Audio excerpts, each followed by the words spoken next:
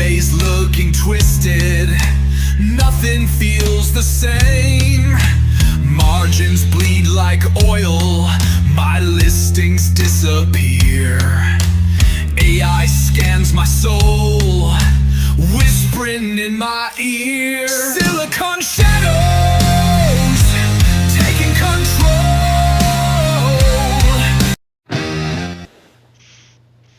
Friday night, what's up, bitches? There, I did it. All right. What's up, Adam? Hey, what's happening, Adam? What's up, my friend? Flipping good, flipping good. Dave the dude, welcome, Dave. I'm here.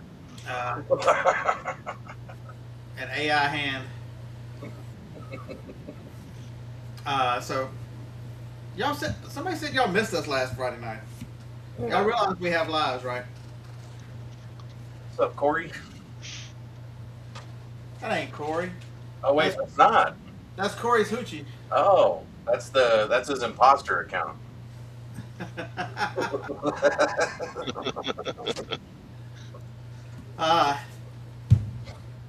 So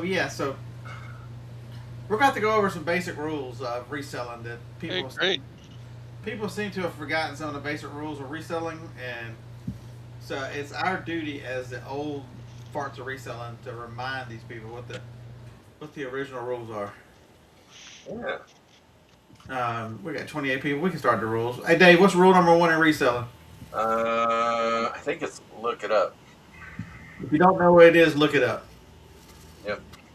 I'm in a thrift store today, and there's something called Cubby Tech Unit or Cubby Tech something. I didn't know what it was. There's only one on eBay right now, and they want $2,800 for it. So I gladly gave them $5 at the thrift store. Yep. That's good. Yep. I still am not exactly sure. It's the tech hub that goes in a special needs child's bed. I think like for bad case of autism, it's got a speaker, it's got a camera in it, it's got all kinds of stuff. This is the guts of the bed. The bed with everything with it costs $6,000. Damn. Yeah. You know what rule number 2 is? What's rule number 2? Don't sell out your friends for affiliate money. Oh, wait a minute. That's a whole different show. Never mind.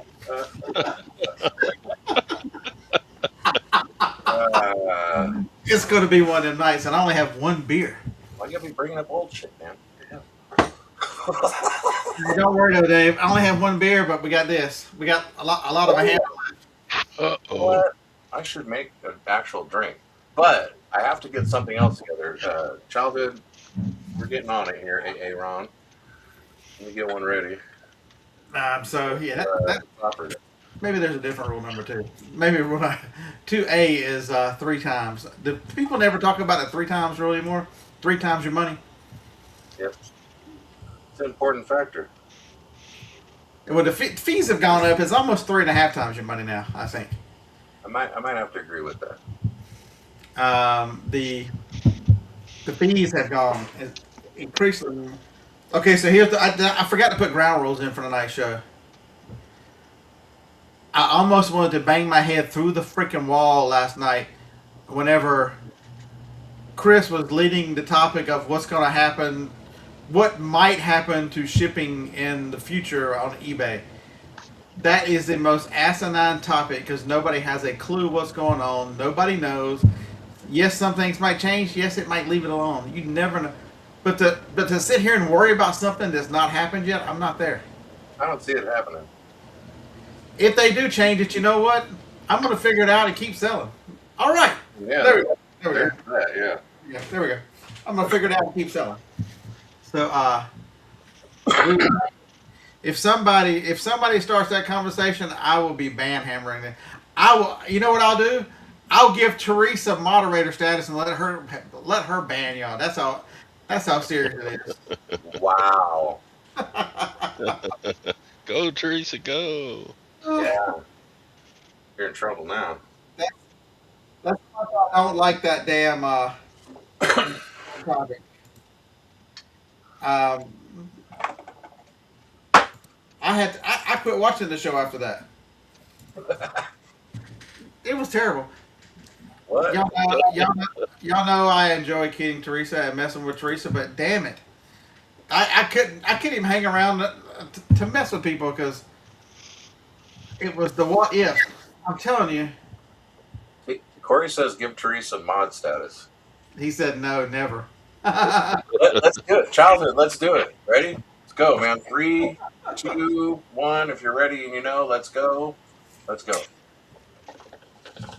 And so I found out at Legacy auction, Harlan and Marcia are trying to replace me. I've got two forms of evidence that Harlan and Teresa are trying to erase me. Oh, what? They've got somebody else that's last name starts with a Z as a customer, and they've got somebody in my own neighborhood who's selling it at Legacy. What the hell?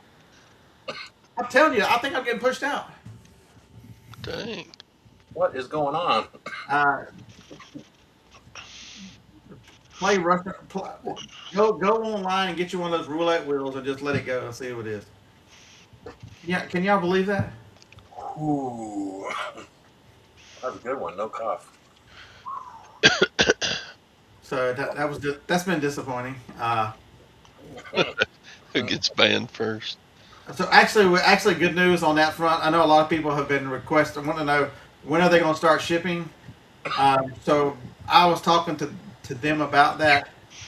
Let them get married in the next 6 weeks, and then they are going to work out how they're going to do shipping for their auction. So you guys will be able to participate if you want to buy things from Legacy online auction.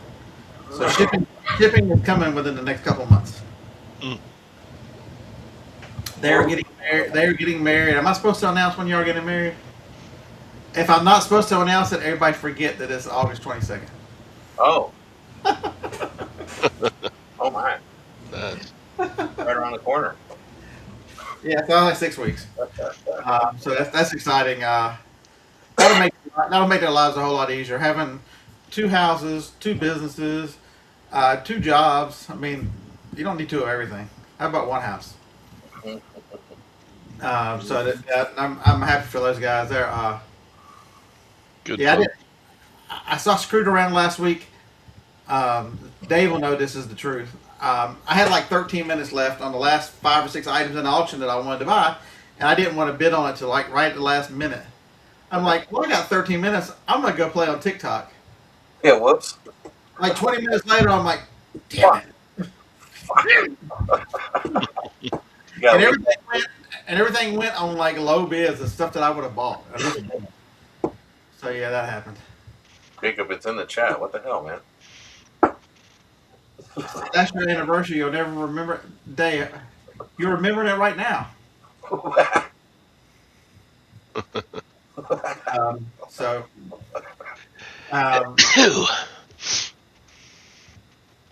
So that's the reason I like talking to those guys. I consider them really, really good friends, folks. All the craziness that's going on YouTube right now and all the stuff. Nothing's ever more important than if you consider someone a friend. There's so many sketchy people out there that yeah, don't do wrong by your friends. That's all I got to say. What's up, Fartek? Fartek, what's up?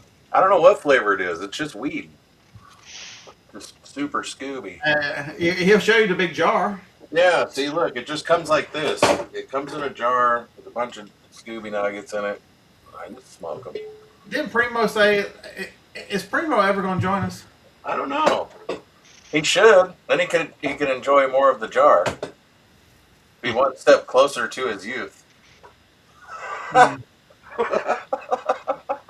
He said we're old. He doesn't understand how I still do it. What the hell? I started to call you back yesterday morning once I realized I had missed one when I was asleep. See, I don't know what mine's called. I still buy from the black market, so.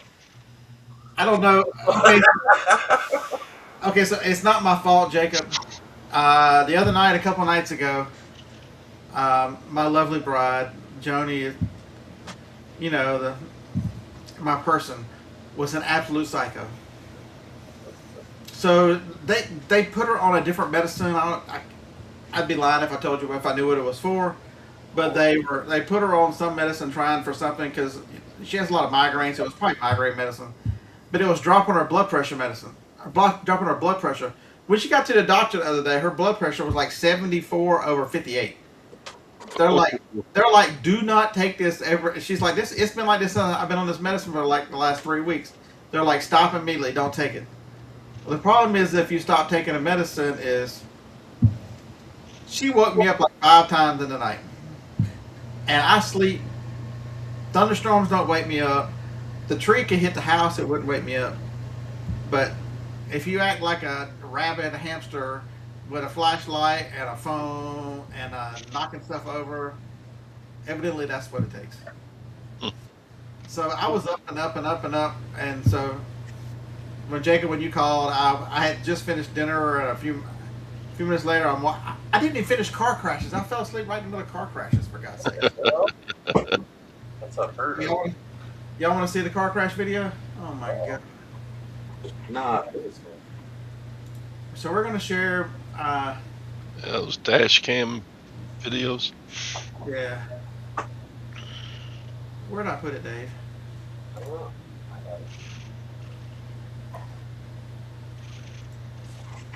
Is it on? It's on the other computer? Damn. Here, we're gonna drink a little rum tonight. Leftover. You got to quit putting product in front of your booze. Huh? You got to quit putting products in front of your drink. Well, You got a little exercise moving that stuff so you could reach your bottle. yeah. Well, shelf space. Yeah. Things just kind of end up everywhere. Tell me about it. Hey Dave, can y'all see the car screen now? You got to put it up. Sure. Now I've got it up. Can y'all see it? I can't see it. Nope. Damn it. I see it on the bottom, but I don't see it in the. Oh, never mind. That's what it was. There. Okay, can you see the car now? Yeah. Okay, so this is me in my neighborhood. See the trees at the end of the street? That's the end of the neighborhood. I live to the left of the trees. All right, I'm in my neighborhood. I'm going 26 miles an hour. Are y'all ready? This is me. See the red van? This is me. This is me. This is me. Watch that guy there. Watch that guy there. What the fuck? I had to slam to a complete stop because that motherfucker didn't stop at that stop sign. Yep, right there on the right. See it? What the hell? If I didn't watch all these car crash videos, I'd have T-boned him. Oh my God. Gnarly. Is that insane? Yeah, they always say dash cam makes it look farther than it is. It was. Where'd that come from? I don't see That's the Corey. problem. Is that how they do it in South Dakota? You just drive around, no rules. Well, give it to the guy. That's kind of an isolated road. There aren't very many cars going to go on through that intersection. At least he hurried up. He didn't live there. How does he know? He was a delivery person for Walmart. Oh. Oh, fucking smart motherfuckers. That was the equivalent of Steve trying to take me out right there. What the hell, Steve? Damn it, Steve. Damn it, Steve. Steve. Where are you? I put a post on Facebook saying whoever's kid is it, I almost killed him today, and it turns out he didn't live in the neighborhood because there's only 5 people that live in that little street. Yeah, Corey.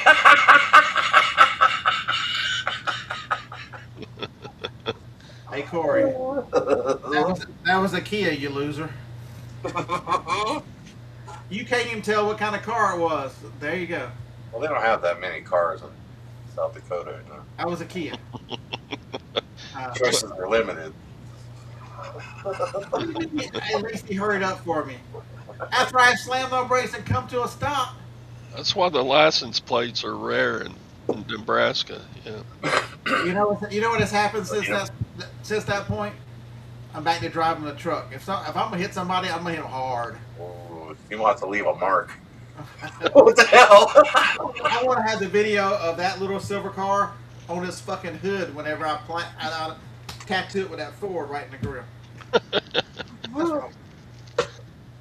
Yeah, Corey, so. you're the only one that got that joke, so that's okay. It's just between you and me, bro. I didn't even hear what you said because I'm not used to you talking. I know. Well, Yeah.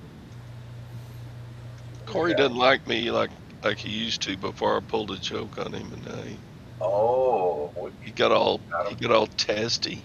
got all that hurt. Like it could be any worse than what he does to himself. He married Teresa. There you go. There you go. Okay, so let's talk AI for a minute. I got 52 people in here. Welcome to the chat. Understand that if you think that AI is just a lister or whatever, watch the video tomorrow, Todd. Lord have mercy. If it's an hour, I'm not watching it. I got like 20 minutes. 22. You're getting a public apology already, Todd. Lordy. Okay, so I was at said auction. I was hanging out talking to Harlan and Marcia, and a young lady comes in with her daughter, and talking about this. You know, she wants to sell. She's working on opening a booth. She sells on Etsy, and in her previous life, she worked SEO for tech SEO, and so she said that she knows how to drive traffic. She's on her Etsy store, and she's doing really well on Etsy. She's getting premium prices on Etsy because the traffic she's driving, and she has taken Claude and built Claude to where it will use the certain website she wants to get keywords and all this stuff to make the listing like she wants it to drive traffic from her experience in the SEO world using AI. Folks, if you're not using AI of some sort, you are behind. You're going to be behind. There are too many smart. This young lady was exceptionally smart. You know when you met somebody, you're talking to somebody who might be a little newer to reselling, but you know, somebody to just scream they're crazy smart. This young lady was crazy smart. I'm telling you, if you're not taking advantage of some sort of AI to get it to make a better listing, to do keywords, to do things. Even Todd, for God's sakes, is using AI. If it is, Corey, what do I care? It's my show. Yeah. I mean, you know, what else are you gonna talk about? Corey, it'd be a lot easier. You just couldn't tell us instead of having to keep typing. There you go. Anybody else can use that as too. Come say hello. Yeah. Come hang out. But Friday. We got shit to do. whether you like Josh or not, Josh is correct where we are at a tipping point, and you have a distinct time that if you can, folks, let me tell you about this. Let me tell you about this little story about someone I know who is a self-proclaimed laziest person, no ambition, and he's built his own freaking AI lister. We're talking about the super Kia man himself. If Steve can make an AI lister, you better be using AI. Not bad too. Yeah, Dave's tried it out. It's not bad. I'm playing with it. Oh, see, he got my call. Hey, Steve, what's up? Hi, buddy. I'm very impressed with y'all haven't seen Steve on Wednesday. I'm telling you, I'm very impressed with the ambition he has taken to build his 3D printing business and what he's been doing, building his own AI lister and other things he's taken a lot of ambition and been making things work for himself. Folks, if you're not using it, I'm telling you, and you're dealing with people like me who have had ADD, ADHD, whatever we want to call it in this day and age, and have had trouble organizing and carrying on. Folks, I use ChatGPT every morning. We go over the numbers, what my plan is for the day. I track my listing progress through it. I want to get my store the regular store up to a certain size folks, sell-through rate is not the answer to everything, contrary to what people would lead you to believe. Because I have a store that I want to build inventory in. So why do I want to build inventory in it? Because I know that as I build inventory in it, more will sell on my way to Q4, and I want to have a whole ton of stuff ready for Q4. When do you get ready for that? Right now. If you only run an itty bitty store with sell with and depend on sell through rate, what do you do in Q4? Do you keep working like your finger to the bone? You can't front load. Kevin Hawthorne, what's up, my man? Lakeland, Florida. Very nice. Yeah. Steve has listed 1,400. Folks, look at this. Are y'all? Do y'all see this? Holy cow, Steve! That's incredible, dude. I am so thrilled. That's amazing, man. Dang. Oops.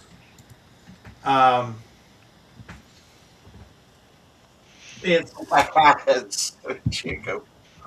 He's bringing up some old You're shit. talking about little Steve with the Volkswagen? No, it's little Steve with the Kia. Kia.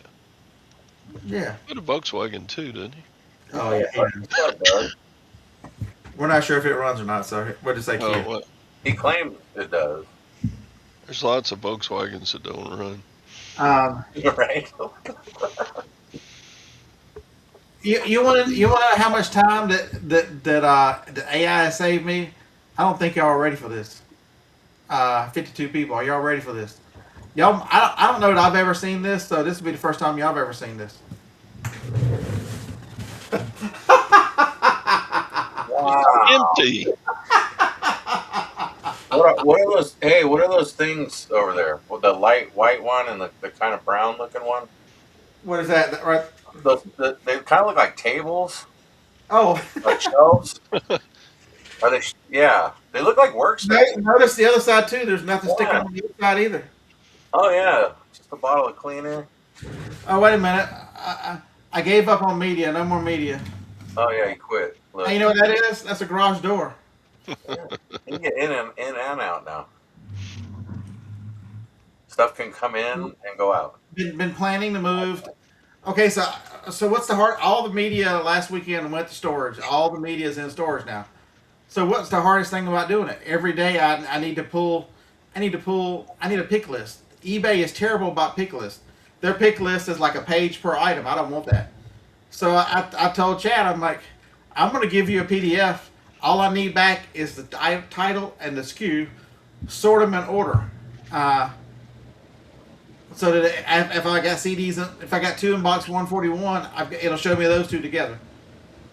So now every morning, I give it two PDFs. It gives me one back. I print it out, and I go to storage and pull all my stuff, come right back and ship it. You tell it to include images so you can see what they were? No, I have my phone with me just in case. Good. Little picture.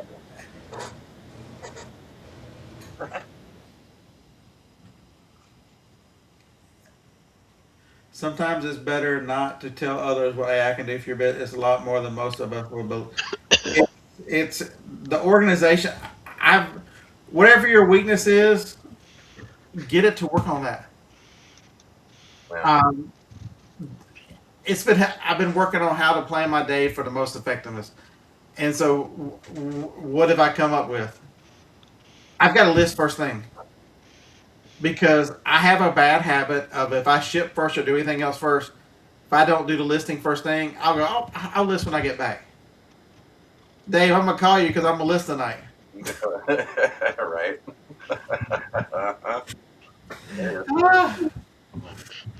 Phoebe trashed me in a recliner. I don't get up. It's terrible. I told you, Eric, I'm way ahead of you, dude. So all those shelves that are over there now, all the unlisted inventory is right there. So I'm just one shelf at a time. Whenever I get done with, I went thrifting today. All those items are right over there, and they'll be listed. They'll be worked in as I'm listing. That's how it should be. Just tote in, tote out. Tomorrow I will have 3 of those totes in the van with me going to yard sales. I will bring them in and set them right here. They move up the top of the list because I don't want to add them and get behind. I want them to be listed, and then I carry on. I'm telling you, I've blown on, past on, 18 of them in the last, what, 4 days? the black tubs over there are the DVDs that didn't fit in the trailer. That box right there that you can see, a box hanging out of the black one, that's Van Massey. Every time I pick up something for Van Massey, there's a tub over there. Van Massey has a place. When that tub gets full, I just take it up to storage when I'm going to the storage building. Get it out of my way because I only do Van Massey every other week. Kind of a bummer you couldn't make that blue van, the Van Massey van, remember? The plan was to just load Dude, that guy. every week and then just drive that van back and forth. The idea was to do that with the trailer, but Adam, if you're still in here, Adam filled that trailer up now again. I had the trailer empty and Adam filled it up. Oh, it's still full? What the hell? Like it. Adam twisted my arm and filled the trailer up. What the hell? What the hell, Adam? It's it has really kept me very organized, Jacob. It's because I have a goal of the exact amount of money. Are you still here, Adam? we talked quite a bit about you the last couple of days, Adam. You just don't know it yet. Yeah. Your name has come up multiple times. Not more than 10, but more than 5. Okay. Yeah. You want to fill another trailer? Don't worry. When I get this one empty very, very shortly, I'll let you fill it again. Trailers are fun. If I'm not doing that crazy mess where I do that in 40 hours, I'm spending the night in Raleigh and we're going to go out to dinner and do something, have some fun. Just don't tell Mother because I'm only 2 hours from Mother's house. Oh, wow. She doesn't. I mean, it's bad whenever I get to the storage building to start loading up the first part of it, and the signs are saying Wilmington this way. I know exactly where I'm at. I'm like 97 miles from Wilmington. Does your mother know that you go and visit another one? Yeah, she knows. Because it hangs out with Jennifer.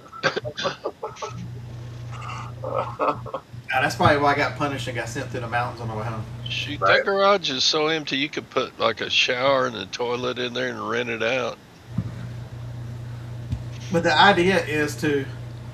I did used to enjoy making videos, shipping, and those kind of things. So I'm probably going to do some of that stuff again. I just never wanted to turn the camera on here because it was such a mess. You need to start a cooking channel. Dude, in order to ship, I had to clean the space out to ship.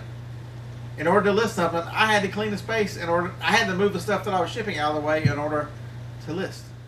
It's nice when you have the workspace, though. The clutter, get rid of the clutter is. It's just a progression. You can't do it all at once. If you look from the first of the year, the first goal was to start an inventory system for heaven's sakes. I now have 1 day handling on both stores. Is that hard to believe? I know, right? Except for large items. I shipped a KitchenAid stand mixer yesterday. It had 2 days handling. Just because I'm not sure that I have a box for the large stuff. It gives me time to get a box. But you need someone to shoot things against them. And I told my chat GPT, I told it, be aggressive. If I'm full of crap, tell me I'm full of crap. Yeah. Be challenging, And it's worked out so far. I think Eric is doing the same thing. Mr. Brace is in the chat. He uses it as well. But folks, the wrong answer is not to use something to. People are getting ahead. Are we that boring that you have to search Facebook? What the hell? At least you're not playing poker on us this time, Todd. Right? Yeah, I am. Oh, you're doing both? He's doing it all. Wow. What position you in? Let's see. But the problem is though, you can't model. 80 out of 200. Very nice, Eric. I know you've been wanting some space for a while. I'm happy to see that, man. Um, I started out that way, Eric, but I got way too much in the listed, and so now I have one listed unit, one unlisted. But I am doing the media that way. The media, one side is Man Massey, and the other side is media. So, man, I saw some of your videos, Eric, where you had less space than I do. The difficulty, man, it's anything, any roadblock you put in front of yourself in order to start. Because because I'll tell stuff to chat and it'll agree or disagree and it'll tell me its observations, and so one of my big things working for the next few weeks is no 0 days on listing. And so why is that? What's the hardest day of the year to list on? Christmas. We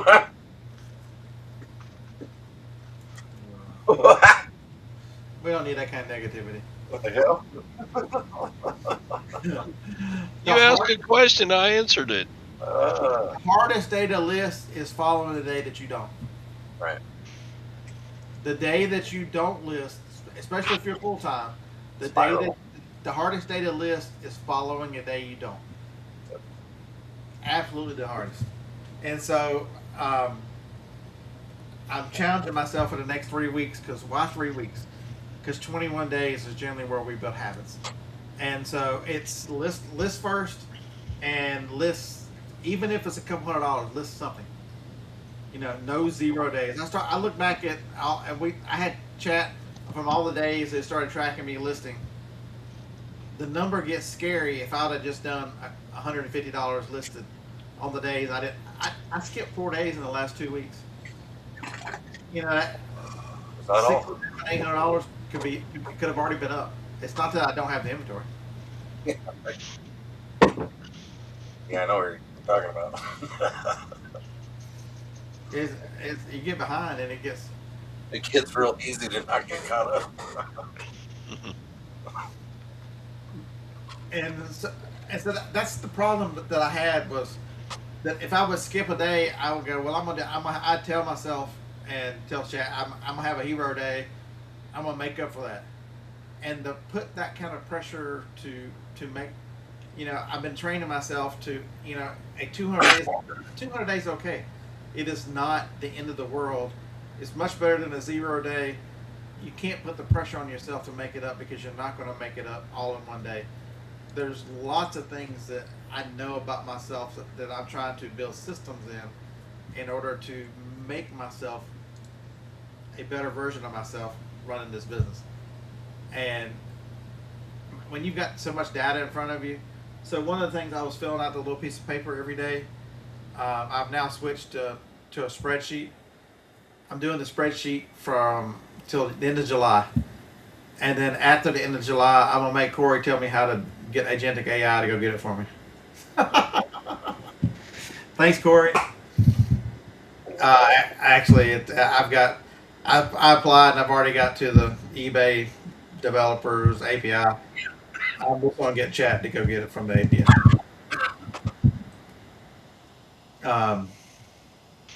But I want to make sure that what I'm doing is right before I let the AI go get it. And so that's why I'm doing it for 6 weeks, to make sure there's nothing wrong. I know you're thinking that's simple stuff, but dude, I'm old. Hey, Glenn. What's up, man? But it's amazing. Glenn, what's up, man? Oh, Lord have mercy. Shouldn't you be printing something? Damn. Lucky? I don't know about that.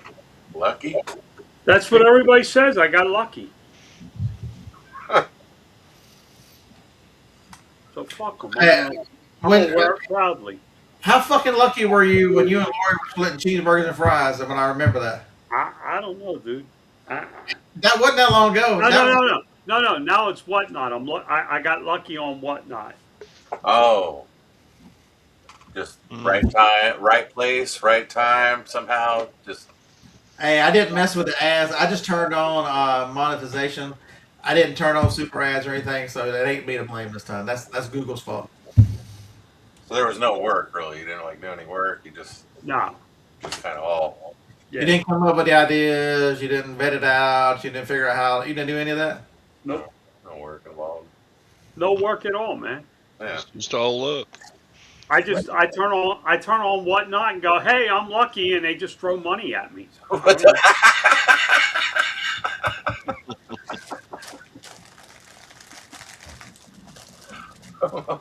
Some Yeah, of them I don't think that's how it works. You're here. Yeah. So were you listening, John? When I showed him this, I quit the media business. Yeah, he's done. He couldn't do it a year. No, I gave What it. do you expect? Wow. Damn. I remember earlier what I said about friends. Forget all that shit. It's overrated to hell with that. So I finally made the move, John, to put it in storage and have a pick system that I go over there every morning and grab him. After I've listed, the next thing I do is go grab inventory of shit. It's all off-site now. How much are you doing a day? That's what I want to know. Average 230. Yeah. How much? 25 items, about 230, 240 a day. You got fucking lucky too, huh? Yeah. There he is, Silicon I got lucky that I Talking about lucky, this motherfucker sells sticks. That's right. and he's trying to quit it. Well, it's not all he sells. He sells space and time. I heard he tried to sell mugs. Even Walmart shut him down on mugs. You can't see that. What's that?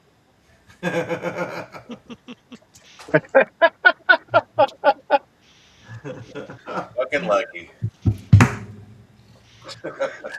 But I'm telling you, I've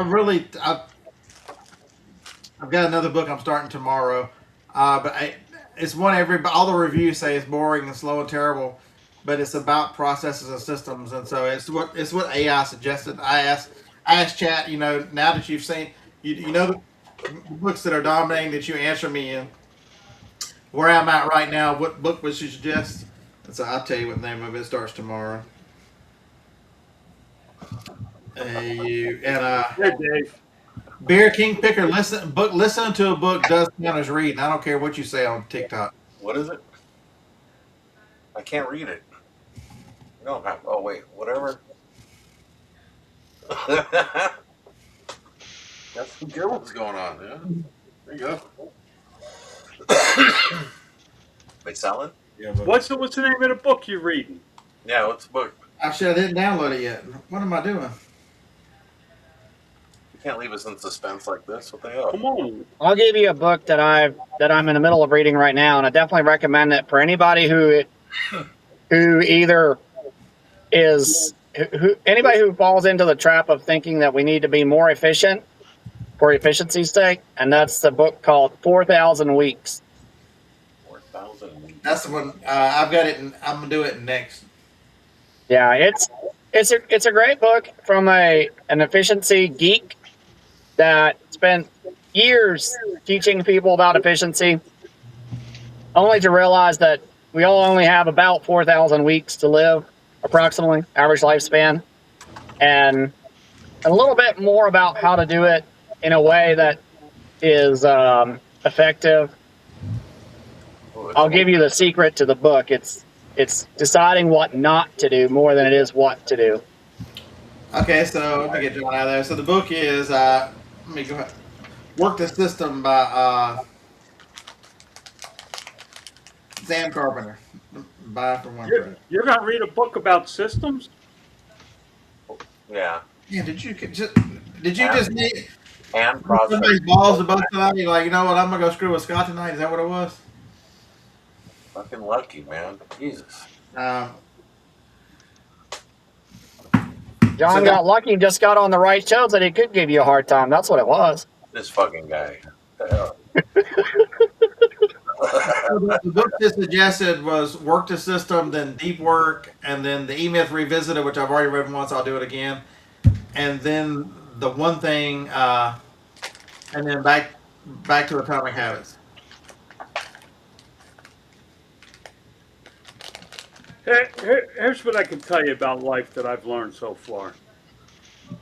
When you're talking about business and stuff like that, there's one very simple philosophy to follow. And if you really focus on this one thing, you'll get far in life. Be better today than you were yesterday. That's it. If you get up in the morning and go, you know what, I want to be better at something today than I was yesterday. Yep. So John, that's part of Atomic. I think it's Atomic Habits. I have Yep. I have my Chat GPT thing telling me at the end of each when I give it the morning recap, it tells me it's I tell it what I think the frog is. It gives me a suggestion for today about looking at my numbers and where I've been, what the 1% improvement for the day would be. What a good example. I mean, a suggestion, and I think you're 100% correct. If you improve your sales by $10 a day, and I'm not talking about $10 just today, I'm talking about $10 today in, perpetuity. You after 365 days, you're on track to do an additional $1 million.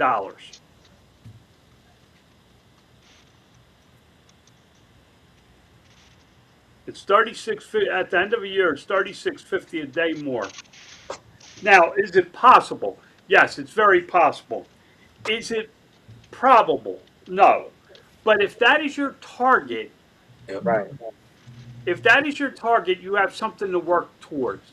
And $10 when you're working today and going, okay, how can I sell? How can I adjust something for $10 more profit? It's a lot easier. It's Instead also of going, I need to make $1 million next year. And you got to break it down into bite-sized Yep. pieces.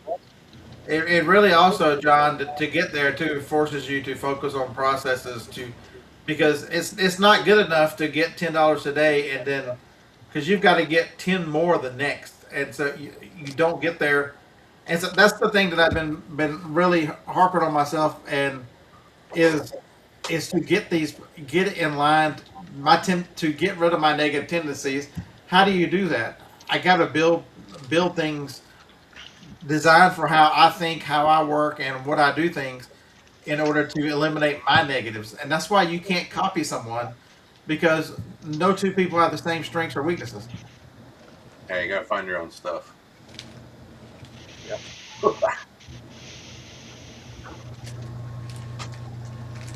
Where are you going to find that stuff? Wherever you look. You gotta look, You you get gotta look lucky. for your own stuff.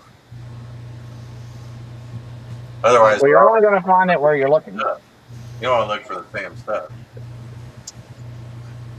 But if you did want to look for your same stuff, Dave, where would you look? There's a private joke there, y'all. Well, I told Dave he needs a better dealer.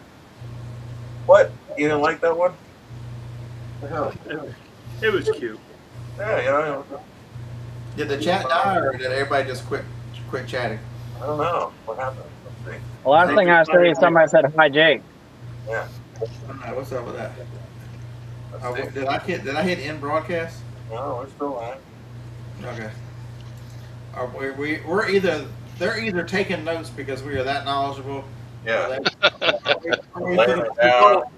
Well, I can tell you this: they ain't taking any fucking notes because they ain't took them in the last 10 years. They ain't gonna take them now.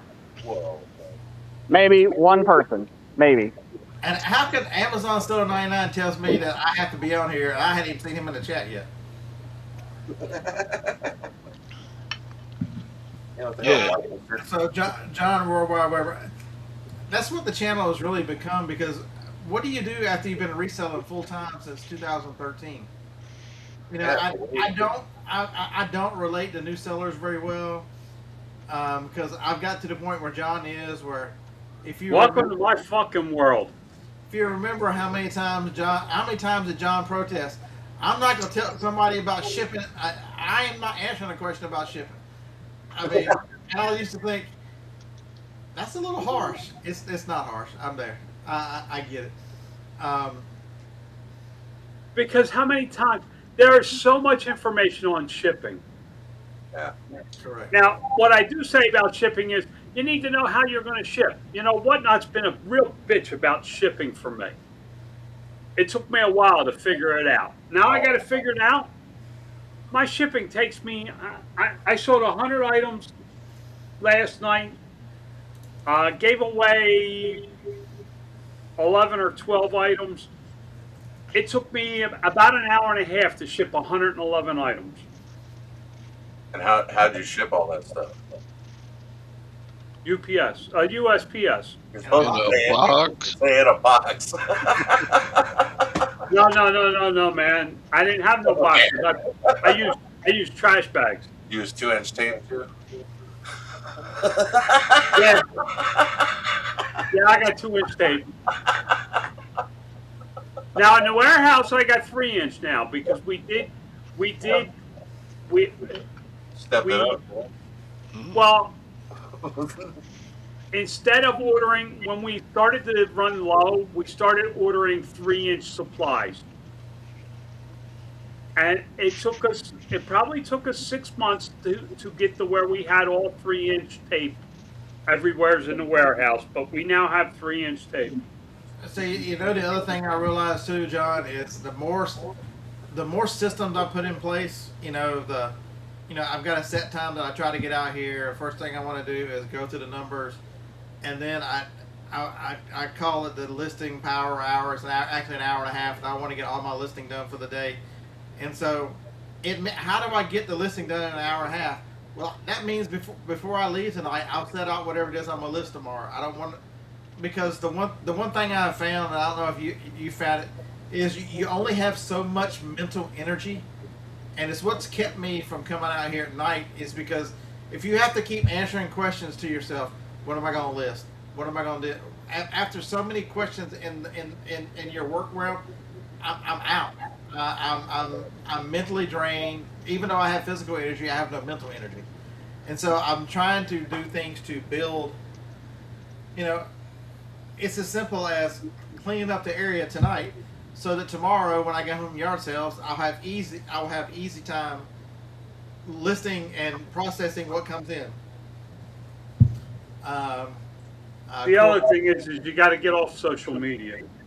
So you got to get off social media. You got to stop watching the news. You got to stop, And I'm not talking about give up all the news. Give up the news when your prime. If your prime work is early morning, like I get up, I'm at work usually 4:30, 5 o'clock. I mean, my routines have been the same for years. By 10:30, 11 o'clock, my mental brain is done. I do the shit like packing boxes or answering stupid emails like, where's my item? Motherfucker, you bought it 15 minutes ago. How do you expect it to get there? I thought I had a good question like last night, Corey. If eBay gives you the shipping label, and all you have to do is ship the stuff, but the buyer pays for returns, do you still break even? Not this again. Let's ask John. Let's ask the other John. I was messing with Chris. I'm like, are we gonna? I'm gonna text Chris this question, but he was so mad at himself when he finally the light came on. He figured out that he was losing. For a long time there, he was breaking even. He was breaking even for a long time. Until that day, and then it all crumbled, fell apart. So John, as you get closer to, I'd say Todd's age, but most of us ain't gonna live that long. As you get older, you realize that you need more systems and processes to be able to do the same amount of work you did 10 years ago. Dude, it's that trip to North Carolina back made me realize how old I am. I used to drive like that and not think twice about it when I first started this game 10, 12 years ago. That hurt. It took me 3 days to get over that. But yeah, so it's really I've been doing the same thing, John. So I've been getting out here at 6:30, and I'll have listing done, and I'll have all my shipping. And because here's what I was doing, and it was getting me in trouble. I'd come out here, I would ship and say, "Hey, I'm going to list after I get done shipping." When I finally piddled around and got done shipping, I'm like, "Let me run this to the post office." Well, I'm going to go thrifting for a few minutes. It's only a few minutes. I'll list when I get home, and then I didn't list. And you repeat that enough times, you get in trouble. And so now it's religiously. I come out, I put the numbers in, I review the numbers. I do 15 to 20 minutes of higher level thinking because that was not getting done. It's planning, it's organizing, it's because if you don't do it, nobody else will. It's trying to see where I'm at, and then I will list while everything is for. And at noon, I'm done shipping, I'm done listing. I look at it and go, well, damn, I still got half the day left. Now what? And so it's. And now at noon, you can do whatever the fuck you want because you've already taken care of business. That's correct. And it's been a huge change over the last. I'm 7 days into it now. Saturdays are the only day that I give myself not to list first because of yard sales. Listen, the first thing you got to do is remember most jobs are Monday through Friday, so weekends don't count for. There's certain things that I do that you have to do, like you have to look at your emails. You have to make sure you don't have questions. You want to talk about high level thinking, man. I treat my business like flowing water. As long as the system can flow without any obstruction and the water moves, that's probably the easiest way to run your business. If you could look at that analogy and just think that, if I just keep this river moving, that's it. Keep circulating, and the less obstructions I can have in the way of that flowing current, the easier my life is, the job is. You know what I mean? It's really not so difficult. Yeah, maybe I have to process 1,000 units, and it's a pain in the ass. But if the flow's right and it's moving right, you know what I mean? Like everything is zen. I love the bong water. Okay, so the one thing, so John asked me so I set a listing goal for every day of the week. Ask me what my goal is tomorrow. What's your goal tomorrow? 0. Saturdays are generally off days. That's what you have to start to, there's certain pieces as a business owner you have to look at 7 days a week unless you have employees. You have to check emails. You have to make sure customer service is done. Those types of things have to be done, especially on Amazon. You get that 24-hour clock. But outside of that, and the only reason I look at it is just to make sure that nobody forgot. Fucking Corey. Why don't you come on here, dude? What the hell? Talking all kind of smack tonight, but you don't want to come on. Shut up, Corey. Yeah, what the hell? Hey, we can take whatever those pills are for make sure we have strong flow. I don't care what you say. Yeah, take that. I forget what it's called. Flomax. Flomax. There you go. But the one thing but in my head, John, I don't want a 0 day. So really, what I'm gonna do tomorrow is I'm gonna bring empty the van because now I can. Just a week ago, I could go to yard sales. It'd take me until Tuesday to get the van in, but I know where to put it. And so now everything is set up. I'm gonna bring it in. I'm gonna pick my 2 best items, whatever they are. I'm gonna list those 2, and I'm gonna call it a day. Just so there's not a 0, I'm gonna list whatever the 2 best items are. Flowing water, moving along, And like a log ride. You're just cruising along. Some days Van Massey, so I'll spend 3 hours getting Van Massey ready. So I'll do it. I give it for that. I'll pick 3 or 4 items that are really high dollar items, and just so there's no zeros on the weekend, and then I'll do Van Massey, and that'll be all I'll do tomorrow on Sunday. Because you can't.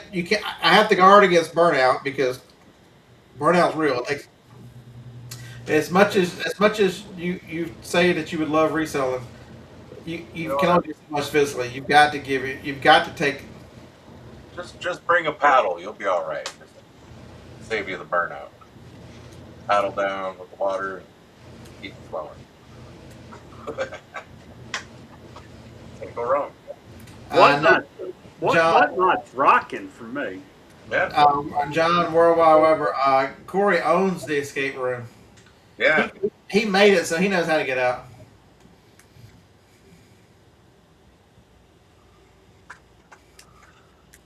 Sometimes you don't have time to think about what's next. Sometimes that river is flowing so heavily, you're just trying to fucking stay above the water. God, just hang in there. Listen, I've probably spent the last. You got to realize I started on eBay in January of 2007, officially full time. January 2007, officially full time. 19 years. Not when I started. I've spent the last 8 years building it so that I do not have to. I don't have to look. I don't have to look at anything. Everything just kind of flows. Now, is there frickin' trees falling into my river? Yeah. Every once in a while, I gotta right the ship a little bit. But for the most part, I don't have to do nothing. That's how you want it. You know, the DD7, that DD plus 7 with the inventory, with the money, that was a big deal. Yeah, for a little bit. And now you're used to it. It cost me 175 grand Yeah. out of my retirement. But, I went through the numbers, I looked at it. It has nothing to do with profit. It has nothing to do with any of that. It has to do with straight cash flow. Exactly. Which is where a lot of people took a hit on that one. Well, the problem is people don't understand the difference between profitability and cash flow. Yeah. And they run in their business very thin on cash. And I knew I was running thin on cash. But it was working for 4 or 5 years, and the interest rates were high enough that I dumped all the money into high yield savings and CDs and things like that. And I had it. A lot of people did not have it. Yeah. There's a lot of scrambling going on when Amazon did that. There was a lot of scrambling by a lot of larger sellers. Oh, it rippled back. It rippled back to my wife because she sells Ground Advantage. So all those accounts, there were people whining like, "Can't we set this up a different way? I can't pay. I need to do this differently." They're like, "No." Yeah, it was rough. And I got a double whammy because my biggest vendor, who I did $1.1 million last year in business with him, said, "I can't take credit cards anymore. I can't afford the fees." He says, "I can pass the fees on to you, or we can go to an ACH system." So I went to an ACH system, but that was about $110,000 a month I floated on Chase. Yeah, yeah. For that extra, and you know what I'm talking about. You get that extra 28-day term. If you time your cycles just right, you get an extra 28 days for the money. Right. And most people are like, "Oh my God, listen to the numbers." Take off a couple of zeros and you deal with the same situations. Yeah. Pretty much. Because when me and my accountant are talking, it's 175. Bitcoin. That was the biggest mistake I ever made in my life. Yeah, right, Scott? How many times Paul tell us over and over and over? Every freaking day he would say Bitcoin as we closed the show out. And Bitcoin back then was pennies. That was 2015, 14, 15. It was pennies. Oh boy. Yeah, should have listened for sure. Well, I have one. Everybody talked me into selling. Yeah, I made crypto mistakes. I was playing Fuel Cell, FCEL, and I was getting it for 20 cents, 25 cents a share. I I haven't touched it in over a year, and I went and looked the other day. It's $22. But I knew that I knew that they were working with Toyota on a hydrogen fuel cell for Toyota's new hydrogen fuel cell cars. And I wanted to play the long game, and everybody talked me out of it.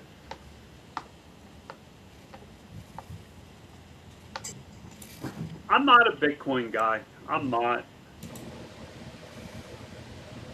I deal. I'm 60, so I deal in Ford. Ford is about the only stock I play with. Jake, are you actually in the office now?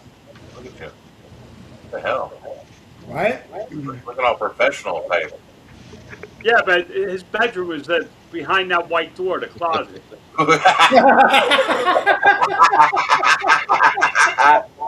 Hey, you didn't have The to. freaking office is bigger than his bedroom. I'm just pointing out. There ain't no bedroom. There's this room and that bathroom. That's it. That's it. You don't need much. He's smart. It's a studio. There is no. Oh, it's There's just. 2 studios. Yeah. Oh, you have 2 though, right? Yeah. Well, yeah, you gotta have an office. Yeah. Yeah, this whole studio here is all my office. There's a closet here. There's a bathroom right here, and then there's the exact same thing next door. And what's in there? A bed, a chair, and a TV? No TV. Hey, you don't need that. Oh, I'm sorry. That's right. You're Amish. I forgot. Yeah. There's three TVs in the office, but none of them are plugged in. You got a wood stove. You just watch the fire. There you go. Fuck it. Hell yeah. The best TV in the world right there. Yeah. Crackling flames. There's 2 desks in the office, 3 TV screens, and my dual monitor system. And what do you do?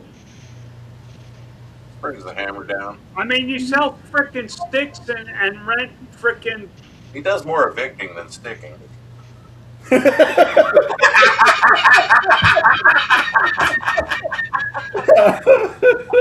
Oh, shit. That's a good one, Dave. Whoa! I didn't mean to let the cat out of the bag or anything, but let's be real. Why? Stakes are fun and all, you know. But, yeah.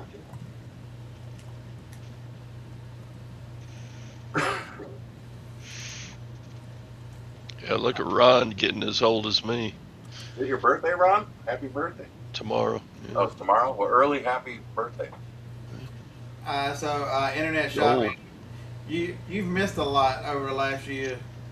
Jacob only acts like he resells. He's like he's a part timer. He's a freaking slumlord. Yeah, he's selling space and time Space, time, and a few sticks. and dreams. Some. White picket fences. Hey, is your mom still in a place? Yeah. You haven't kicked her to the curb yet? Oh no. What's a hobbyist need an office for? Right. Well, hobbyist especially needs an office to feel like they have a real thing. Right. Just do like Jake. Keep a fax machine in the background. Make it look like you're stuff done. There you go. That printer's large. That's why I went there. You know. Right.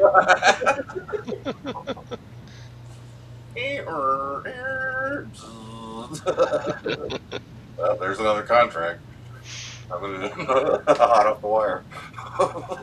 When you gonna get into storage units? Oh, hey! Wow! Are you?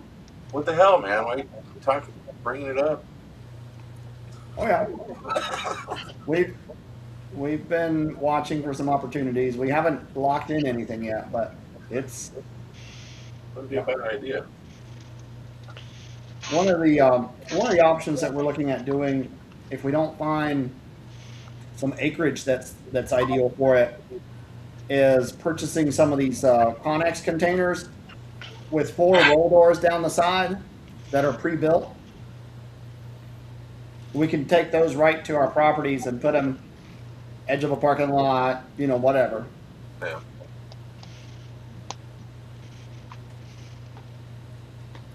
And the nice thing about those being portable, okay, so you need one of those at a different property rather than there because it's not sold or whatever, not rented. You can get one used from China. They're cheap. Yep. Brand new. One use. Yep. I've got a supplier that's like 10 miles from here that can build anything we want the way we want it, custom. So what do you think? An 8x8 and cut a door? A rolling Yeah, roll door. Yep. Painters, man. Yep. So they're 40 footers. Split that into 4 units. Oh, so they're more like 8x10s, 8x9s. Yeah. We'd probably sell it like an 8x8, but it's there's a little extra space there. That's not a bad. What's a unit cost you? 4,500. Well, a little more than that custom. Because I'm inland pretty far, so I have to pay a little more for getting For a them. container. Yeah. Yeah, we can probably get one about 6. If we buy them one at a time, we can get them for about 662. Then you say the problem is one company is bought up and trying to buy up every storage unit. Yeah. One year Now, there's a company out of Long Island, New York called Bolt Storage, BOLT, that has purchased pretty much all the available inventory. Just bought everybody out at like 1.7 value. Like literally, like no matter how you run your numbers, if you run them even generously, they paid almost double what they're worth just to buy out everybody. Yeah, but they're so. But Yep. You're right on the money, John. they, I don't think they overpaid. Right. Long term, they didn't. They overpaid. I mean, on paper, straight up paper, it looks like they overpaid. But in reality, I don't think they overpaid. I agree with you. Especially if they were able to buy a large chunk of the market, because then they can increase rent by 10 or 15%. Oh, they went 30%. Okay, so now you gotta Yep. now you're jumping up your profit margins, and with the new technologies coming out for rentals and the Automation. automation and not needing people, and Now I you don't. can literally rent a storage unit by pulling up to the gate, and it calls the office, and they'll rent it to you on the spot. Yeah, and then you run the card right there at the gate. Yeah, you give them the card on file. Yeah.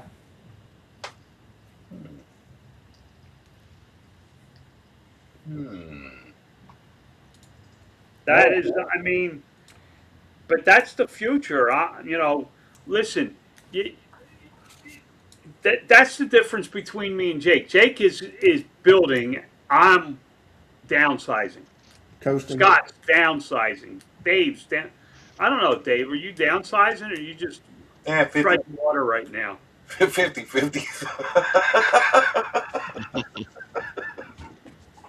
I don't know what you call it. Todd's building. He's building inventory because he won't fucking. Because you won't promote it. Todd's like more squirrely, you know what I mean? Like Listen to you. he like finds nuts. Hey, you can't say anything bad about me, Todd. I helped you with your computer problem. Oh, Yeah, I still hadn't sold. price you recommend? Well, that's the beginning price. But you know, you got to know where you're at in life. You got to know where you're at in business. I mean, are you? There's a lot of because of the DD plus 7. There's a lot of opportunities coming available for me. Because I'm sitting on a boat. The DD plus 7 on Amazon. That's right, Corey. Internet shopping. That's cheap. Plus 7 days for payout. Oh, okay. It crushed a lot of people's cash flow, and it's creating a lot of opportunities. Yeah. Yeah. Some guys went, oh, I can't keep up. Well, I can tell you what. A week after it happened, my sales went up probably 15%. Yeah. Less competition all of a sudden. They can't afford to get the inventory. Yeah. So now they got a lag in their inventory, and What happened? A couple of trees and some rocks fell in their river, and it's fucked up. The flow's all fucked up now, and they don't know what to do. what do? We just leave the trees and the rocks. No. I'll tell you what they did. Somehow. They're like half a chat. They ran to the fucking social media and bitched about it. Yep. They said, I need an excavator now. Who's got one? Everybody's like, they're busy, dude. Everybody's using them. There's rocks and trees everywhere. I was like, You're fucking screwed. now listen, I am the first one to bitch about change. I hate change. Yeah, but 5 minutes later you're over it. But within a day, I'm working. I'm trying to figure out how to make it. Scott has watched over the years. Yep. I'll bitch about a fire, and then I'm putting it out. Right. Yeah, I don't. Too many people, and especially newer resellers who never listen. There's a few channels like this that talk real reselling and real experienced sellers. The best thing, sometimes the best thing that happens to you is change. Yep. Because it gives you an advantage. How else are you going to gain an advantage over your competition even if it's for a temporary amount of time? Yep. Take the advantage, and that's what AI is right now. If something happens to shipping, that's what you're not going to hear me making a video, whining and bitching and moaning and what it is, because I'm gonna have it figured out, and I'm just gonna be working. Challenge accepted. And Let's go. Who needs sleep? Just yeah. Problem. But Dave, I don't think people understand these AI listers and stuff.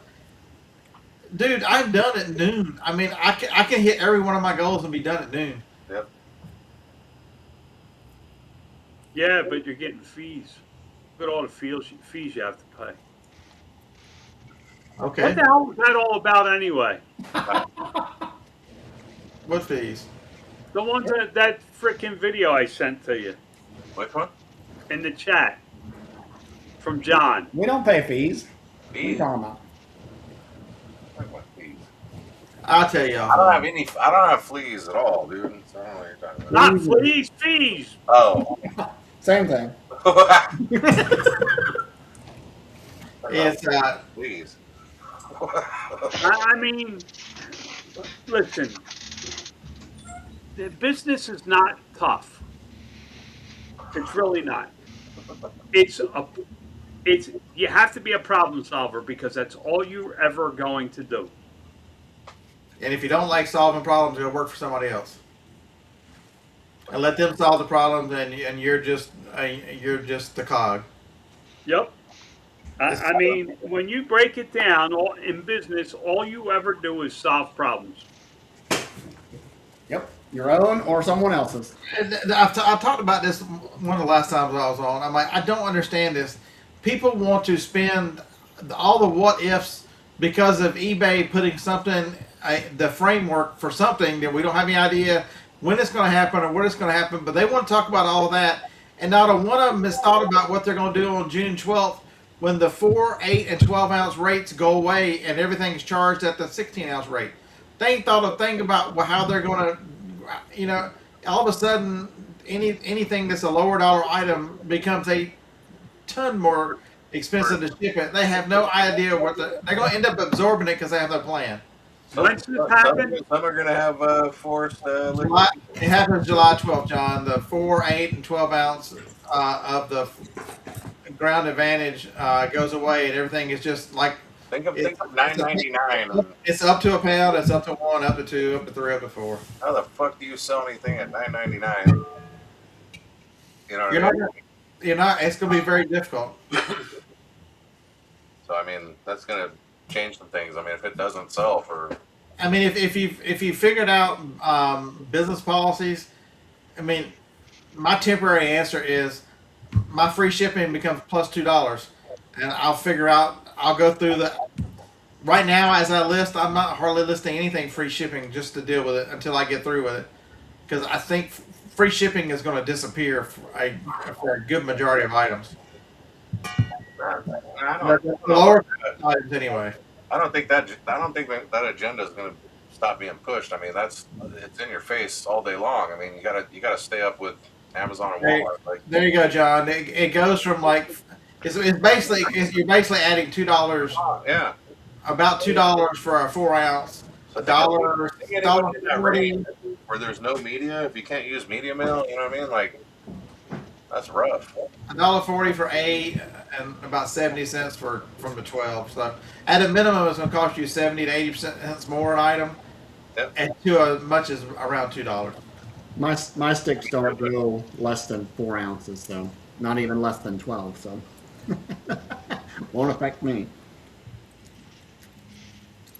Oh yeah, a plan will be made to drive them out of business. Yeah. And that's the state of where we are with YouTube reselling on eBay reselling on YouTube is they want you so bad to click on their videos and watch their videos and stay with them, so they will mindlessly talk about stupidity. That's why I can't do Facebook, because I can't pose these stupid questions just to get people to put stupid answers up there. You know, this is what I found today. What was your best find? I don't give a fuck what your best find was. So what? I'm not going to hide it. I don't care. You know, Narrow it down to a widget, and it's Yeah, you sound like me.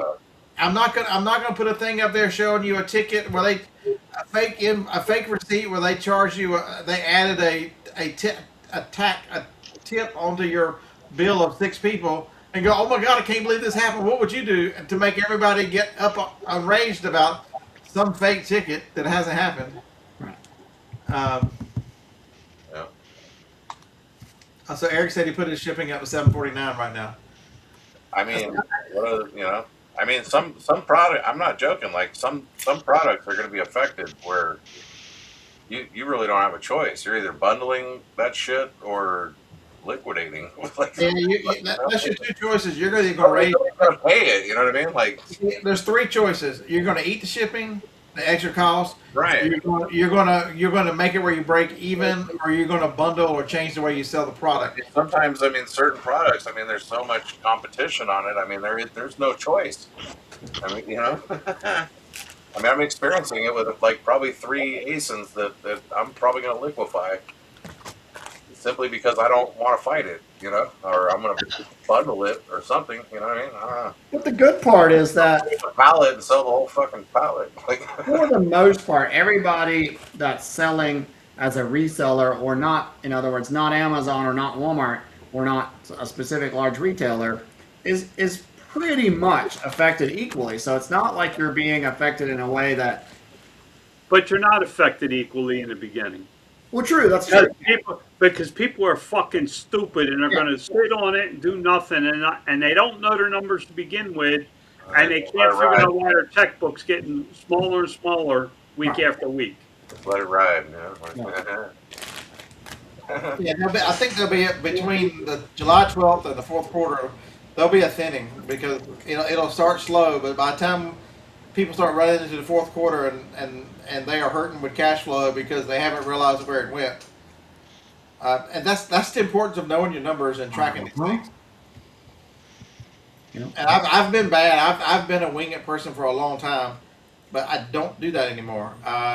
You know, I have a day every month that I set up and I go over the numbers to see what the cash flow is, where the numbers went, where I spent stuff.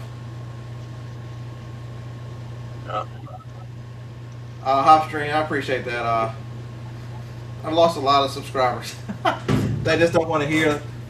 Well, that was a political for a while until you really realize that's so negative. Well, there's not many people from the old days that remember when things were being laid down, and if you were half paying a fucking attention, you might learn something. And Yeah, the information here is way better than the thumbnails. well, that yeah. I mean, I can show you a thumbnail if you want one. Thanks, Todd, for reminding me. No. Hey Corey, You had to fucking go and say something, right? Corey, that's not any kind of new tactic. What the hell? Hey, bringing back the old school, you know, with the van. Was down by the river. Now we went to the beach. You know, this was before monograms and monikers, and well, Chuck was still with us. That was presented via Silver Hair Stacker. Yeah. Thank you for that request, Todd. It's Changes. I've changed a lot through the year. John finally brainwashed me enough to his side of things. But folks, if I didn't change, there's no way I'd have kept doing eBay. You've got to figure out a way to make eBay work, and for me, I had to. Unfortunately, I kind of took it to heart, and the ribbing that we were getting from what's his name about not being a real business. I'm like, it's one of those things. I'm the personality that you can tell me something. Well, I'm gonna bust my ass proving that I can make it to whatever I want to do it. I'll bust hell wide open trying to prove you wrong. Yeah. I was like, damn, if I didn't build a business after all, what the hell? What the hell? Sucks, right? You still got to get up and wear a bunch of different hats every day and get it done. You know, you still got to.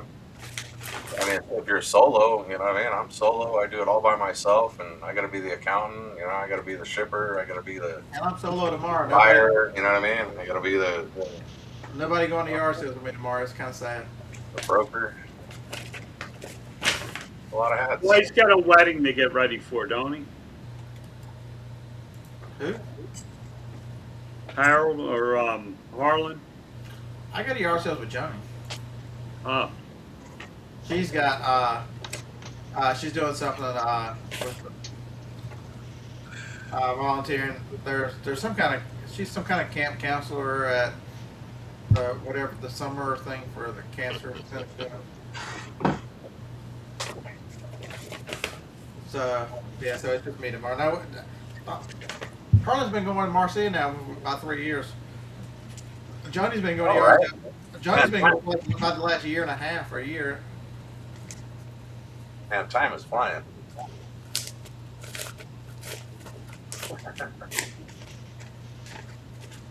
Flying by. All right. It's 8:30. Time for bed. Old people. What about you were going to say it's time for your whatnot show? Yeah, Come on, Corey. time for bedtime. A whatnot show at 8:30 at night? Are you out of your fucking mind? You should try it. See what happens. Fuck it. Just hey, you're feeling lucky, right? You never know. You could double up. I start at 5:30, and I have all my shipping done by 8 o'clock. Yeah. You might stumble onto something new. People have tried it. It works. I do.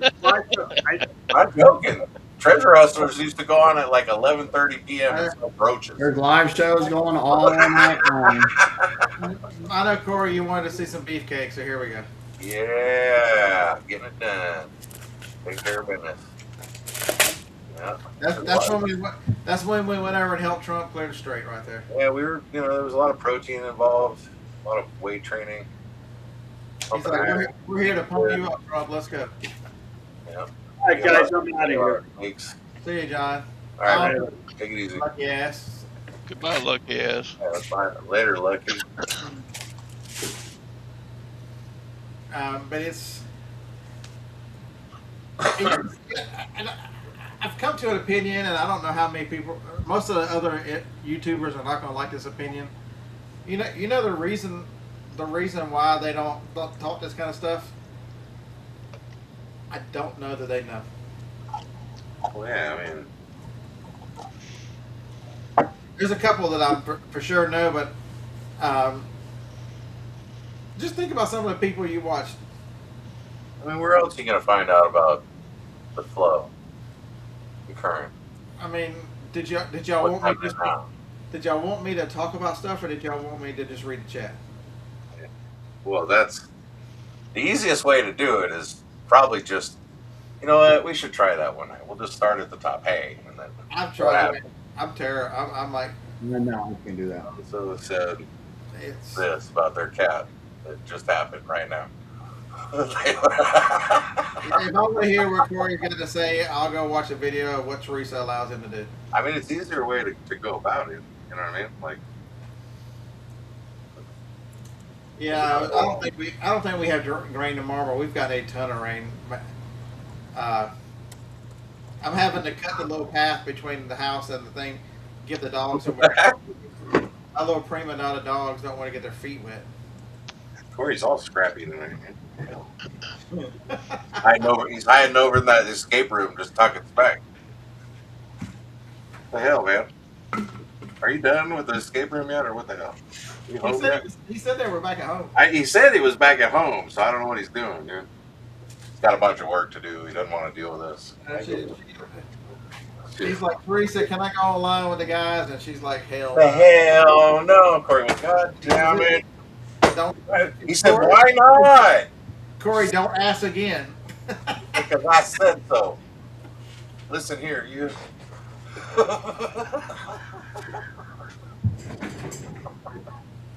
Poor Corey. Does anyone know how to bulk edit shipping policies? Teresa, let him hang out, man. What the hell? Bulk edit shipping policy? Yeah, same way as you do all the others. You do bulk edit and you go change the shipping policy. You just change the shipping policy and it changes it for you. You don't have to, if you have a policy, you change the policy, not the listing. You're combining two different things.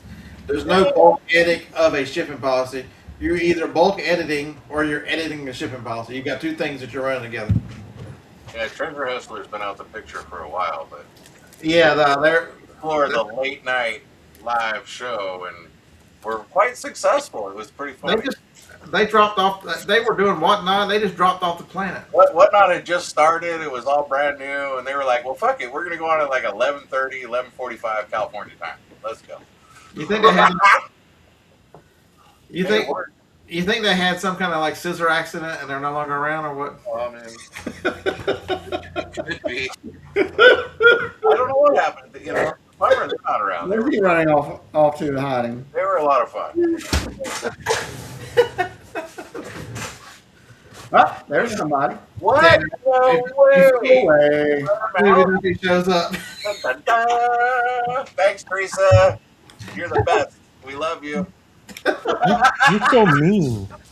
Now you gotta bully me into coming on here. Can't do it no other way, can we? You weren't doing nothing anyway.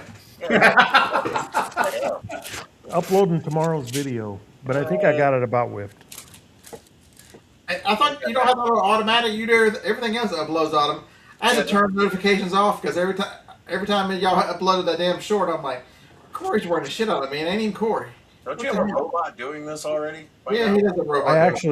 I do, but I have to upload the video to the robot. Yeah. Well, I mean, Then there's it does no- it does 3 thumbnails, the video, the title, the description. It does up to 8 or 10 shorts. It does Facebook, Instagram, TikTok, and Twitter. all one click, right? I just click to upload and it does the rest. My God. I click to upload and then pick my schedule. Talk about mega listing 2000. I like it. Just getting rid of the titles and descriptions has been, and thumbnails has been a big time saver for me. Because there's too many options. There's infinite options of what to make any of those. Right. Yeah. Well, the good thing is you don't have to think about it anymore. It just does. I don't. All creativity has just gone out the window. That's right. No. We just fucking go and flow. I don't want any of that creativity stuff seeping into my content. No, what the hell? Now, if I could just find a way to get it to edit, we'd be in good shape. Oh.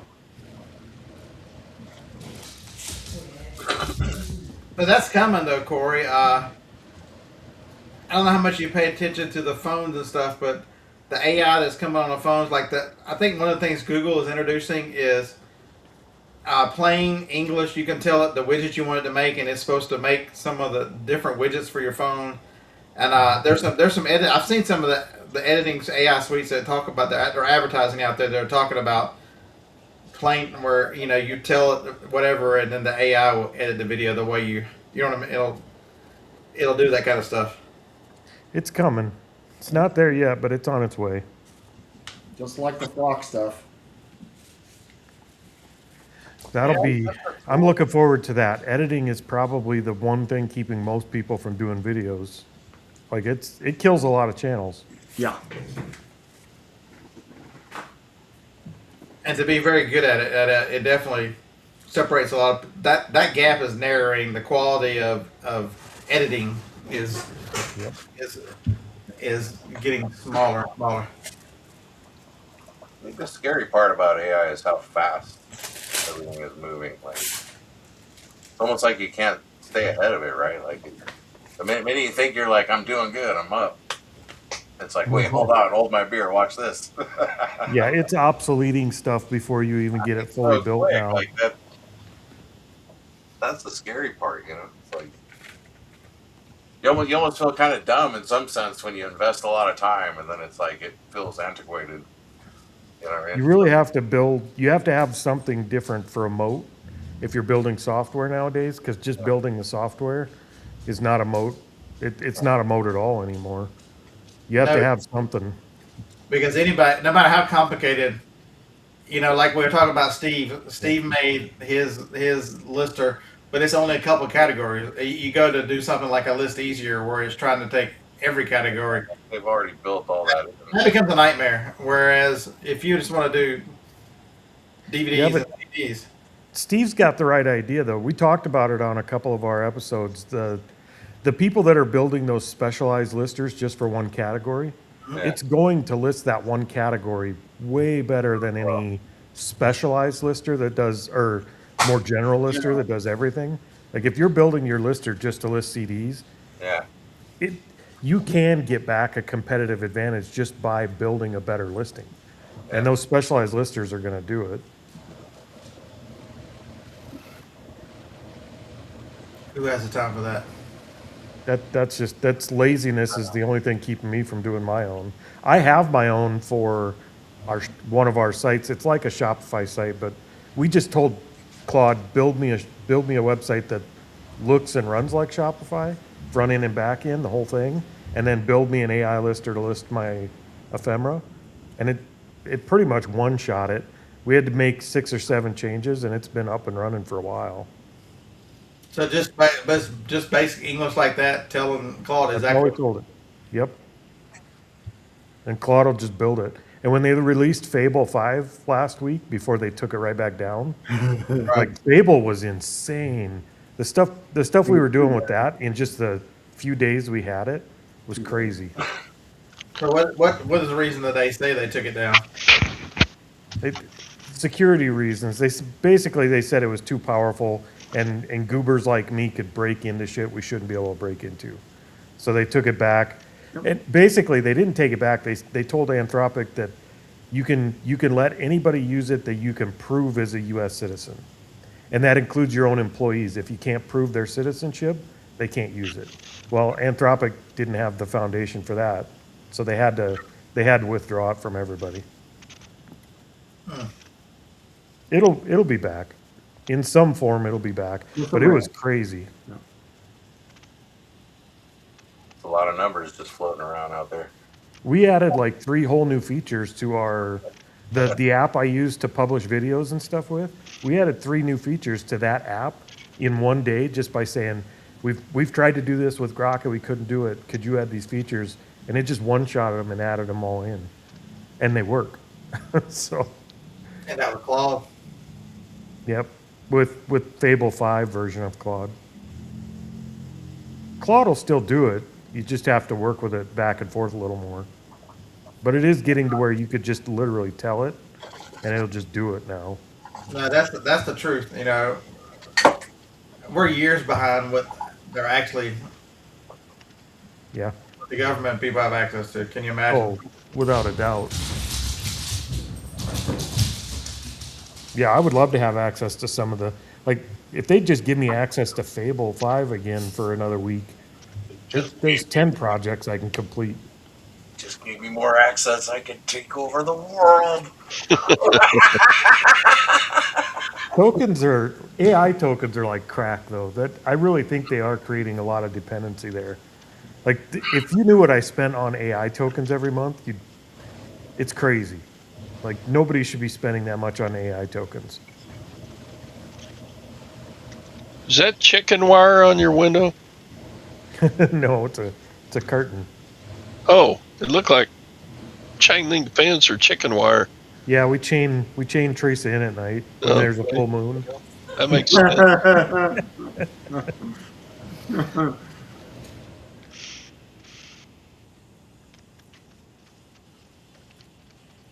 Yeah, I thought I'd come back in because Corey wasn't just going to leave. So Well, I still can. Isn't it past your bedtime already, Todd? yeah, it is. He's still working on getting the chicken wire up on his windows. I need to keep the chickens out. You know, the raccoons killed all our chickens. We don't have any left. What? We are chickenless here. That's not good. Raccoon killing or chicken killing raccoons. What the hell? Yes, they Nine did. chickens behind me, just outside. We had a lot. We used to, matter of fact, our eBay shop that you see us doing the videos in, that used to be our hatchery. We had our big refrigerators we turned into incubators. We used to hatch and sell chicks for a year, 2 years.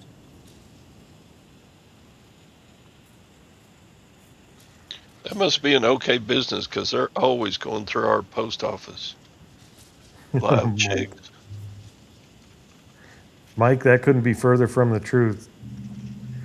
I think you could smoke a joint next to Teresa and she couldn't tell you what it was. She wouldn't know. Yes, I could. It smells like nastiness. Teresa has never been a partaker in any of that kind of stuff.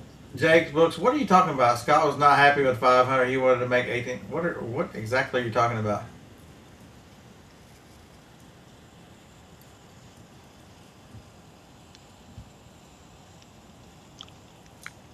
Curious minds want to know. Right. Let us in on the joke.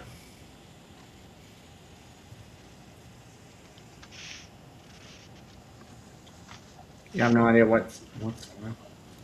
I don't know, but I agree with it. I'd want the 1800 too. I definitely wouldn't want the 1800 for sure.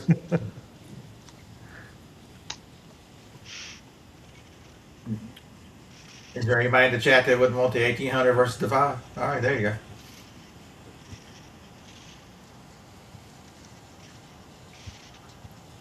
Yeah, Mark, it's Pretty amazing. good at that dark horse. I think Jake's done the same thing. Some of the had it make some rental lease agreements and stuff. I have it improve mine usually, and I do a lot of summary stuff from various sources. Like every year when landlord laws change, I have it analyze my current lease and have it give me suggestions. I don't ever actually let it actually write it, but I have it give me summary suggestions. I'll go back and forth between GPT. I still have my $20 a month plan there.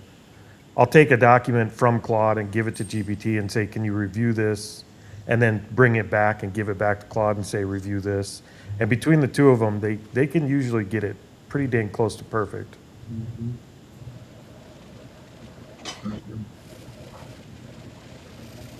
Yeah, you said an important thing, Corey. It's really what the AI is costing people. You know, with tokens, whether you're paying for a lister or whatever you're doing, because even with Steve building his own, the API calls at some point cost you money. Yeah, it gets pretty crazy pretty fast. If you're developing stuff with it, it could get absolutely insane. Yeah. They're asking, do you have Claude Max the 100 plus? No, I have Claude Max Plus, the Ultra plan through Cursor, which is $200 a month. I have 2 of those accounts. Plus, I have the $200 like free usage above that for each of those accounts, and we burn through them every month. Quad minus.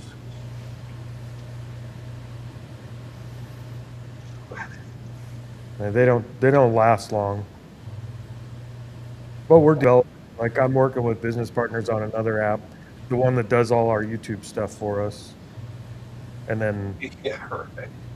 we've got Promo Nomo we support with it, and all my stuff that I just do on the side with it. So it's a ton. I'll bet Steve knows. If he built his own lister, I'll bet he burned through the Claude Max Plus plan pretty quick.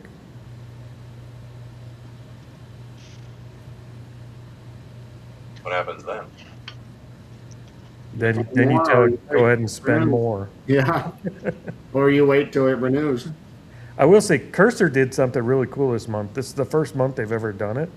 I burned through both of my Cursor, the $200 a month Cursor plans. And they, on both of those plans, they sent me an email and said, we noticed you ran out of credits. Here's a free $100 in credits for both plans. So I got an extra $200 of usage out of Cursor this month.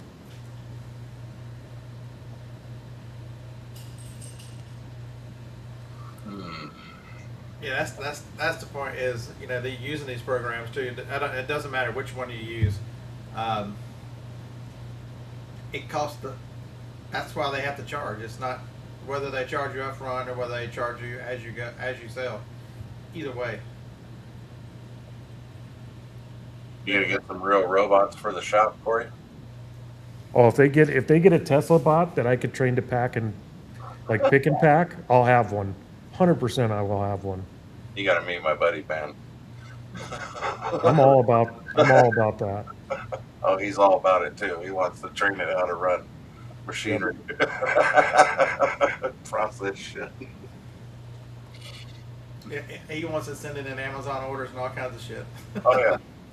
Deep fried, we have the 20X plan on Claude as well. It's Cursor uses basically the 20X plan. And then we have the separate 20 and 20X plan. The difference between it is Cursor tends to use the tokens a little bit more efficiently. So if I put the same command into Cursor that I put into Claude 20X, Cursor would use about a third less tokens. I don't know how they do it, but it just uses them more efficiently. If you know exactly what you're trying to do and you're trying to develop apps, Cursor has just been a better use of tokens for me. I don't know why. You feel like you're in a video game? Like all you're doing is running around collecting and spending tokens? Yeah, feels a little like Sonic some days. If I could just sell this much, I get this many tokens. I could just keep going. Just out there farming for XP. What are you looking for today? I don't know. A bunch of widgets, collect more tokens. Yep. Keep this fucking thing going. Yeah, internet shopping, because it's even me with this hat trying to get it to help me run the business and do just simple stuff. It'll be on the wrong day. Like today, I asked it. Because of the holiday running into a weekend, best guess on what the sales trends, because I don't think we've had Juneteenth run into a weekend like this since it's been a holiday. And it gave me a plan for Thursday, Friday, Saturday, as Juneteenth was yesterday. I'm like, wait a minute, that's today, not yesterday. That's what I was gonna say. No, it ain't. That's today. So I had to tell them, wait a minute, that's today. I mean, it's simple stuff that it makes mistakes on. So I can imagine if you're presenting a court case, you check up on this stuff, at least verify the information they give you. Deep fried, if you like that CLI experience better, give Cursor another shot. Their last update, well, 3 updates ago, They switched it so you could switch it to basically be the same CLI look and feel as just using Claude natively. So it's like the desktop version of Claude, so the CLI experience. You could do that with Cursor now. I don't care for that as much. I like to be able to see the entire file tree when I'm programming, because I usually program in small I guess it's because I was a developer. I like working in more of that Visual Studio look. So I program on the other look and feel, but they do have that now. So it makes simple mistakes like that all the time. And like so as I've switched over from doing the manual entry to the file entry, it has struggled with reading the files. I'm like, I submitted you the file with today filled out, and it keeps saying it's blank. I'm like today it was arguing with me that yesterday and today were blank. I'm like, or the last 2 days were blank. I'm like, you read it yesterday and got the numbers out of it. How is it blank today? Oh, I was using this or that. I'm like, and at the end of the conversation yesterday, I told you to make sure whatever rule you need to do to read it correctly, update your procedures for tomorrow when I give you the file. You'll do it right. It went right back to doing it wrong again. Oh yeah. Yeah. Yeah, switch context windows. You got too much in the one chat. It's figuring out humans. It's playing on your emotions. That one only does numbers. It doesn't do anything else. Yeah, but it'll do numbers for a little while, and as that context window fills up, it gets dumber and dumber. They still haven't completely solved that. That still does that. I have to switch the context window a lot. Although they are getting better. Like Claude now, when you give it if you give it a big task, it'll spin up like 9 different agents to split the task up, so you don't plug up one context window with a large task. It's getting very good at like multi-agent tasking.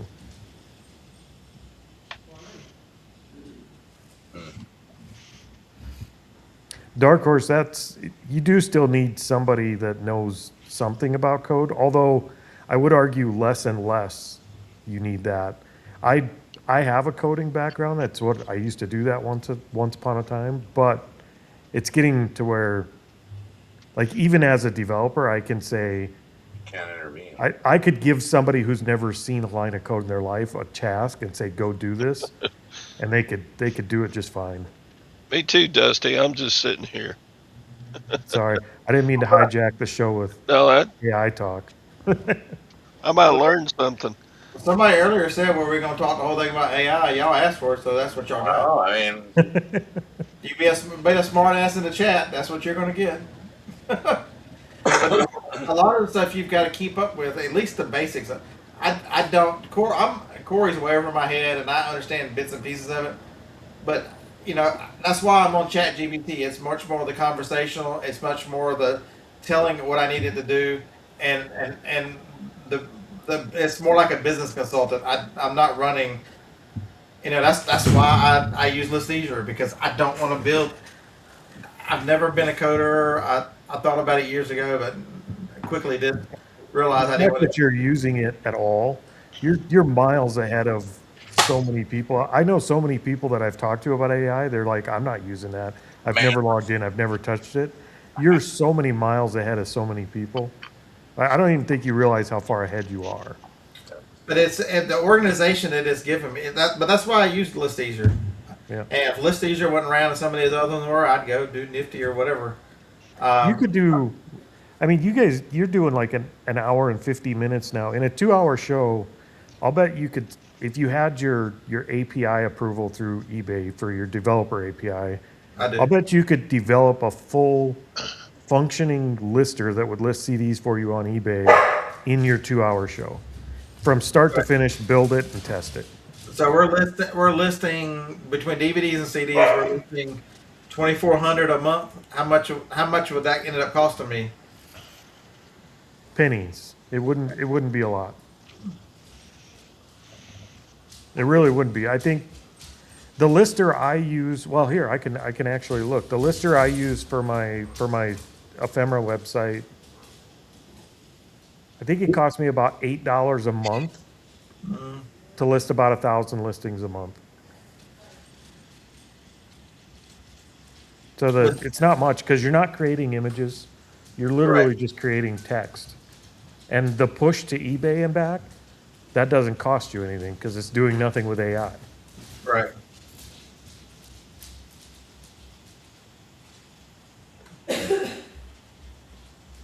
Yeah, I think whatever that website better is it. I think I mentioned you said that was not good. That's what Stevie used. What's it called? Forget the name of it. Yeah. Hey Steve, are you still awake? Steve, what website thing are you using? I'm lost. Yeah, I forget what it's called.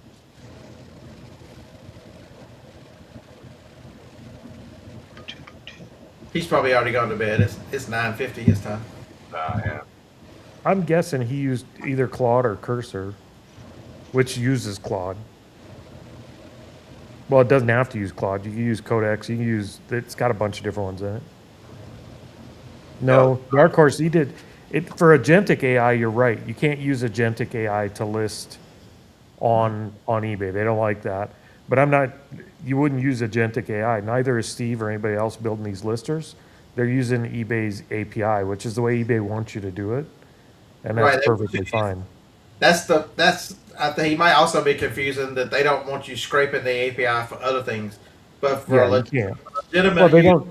They don't list- allow you to get those things from the API in the first place. Right. they don't want you scraping their site with agents and stuff. But actually, because they can see everything that goes on, if you're using their API, they know exactly what's going on. They have some control over it. They can shut you down anytime they want to. Yep. Any time restraints on the calls? On what do you mean time restraints on the calls to eBay? Yeah, how often? Well, it's not so much how often; it's how many calls. There are restraints on that. How many calls you can make to the API in a day?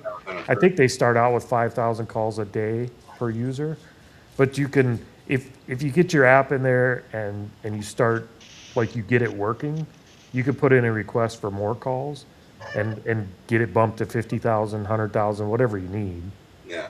So anybody doing a AI lister, there's a pretty slim chance they're going to need more than the 5,000 that starts with it for their own personal use. Right. But even if they do, getting it bumped to 10, 20, 50,000 it's literally filling out a form and waiting 2 days.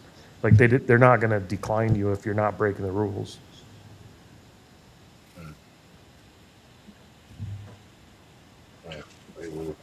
Yeah, I don't want to.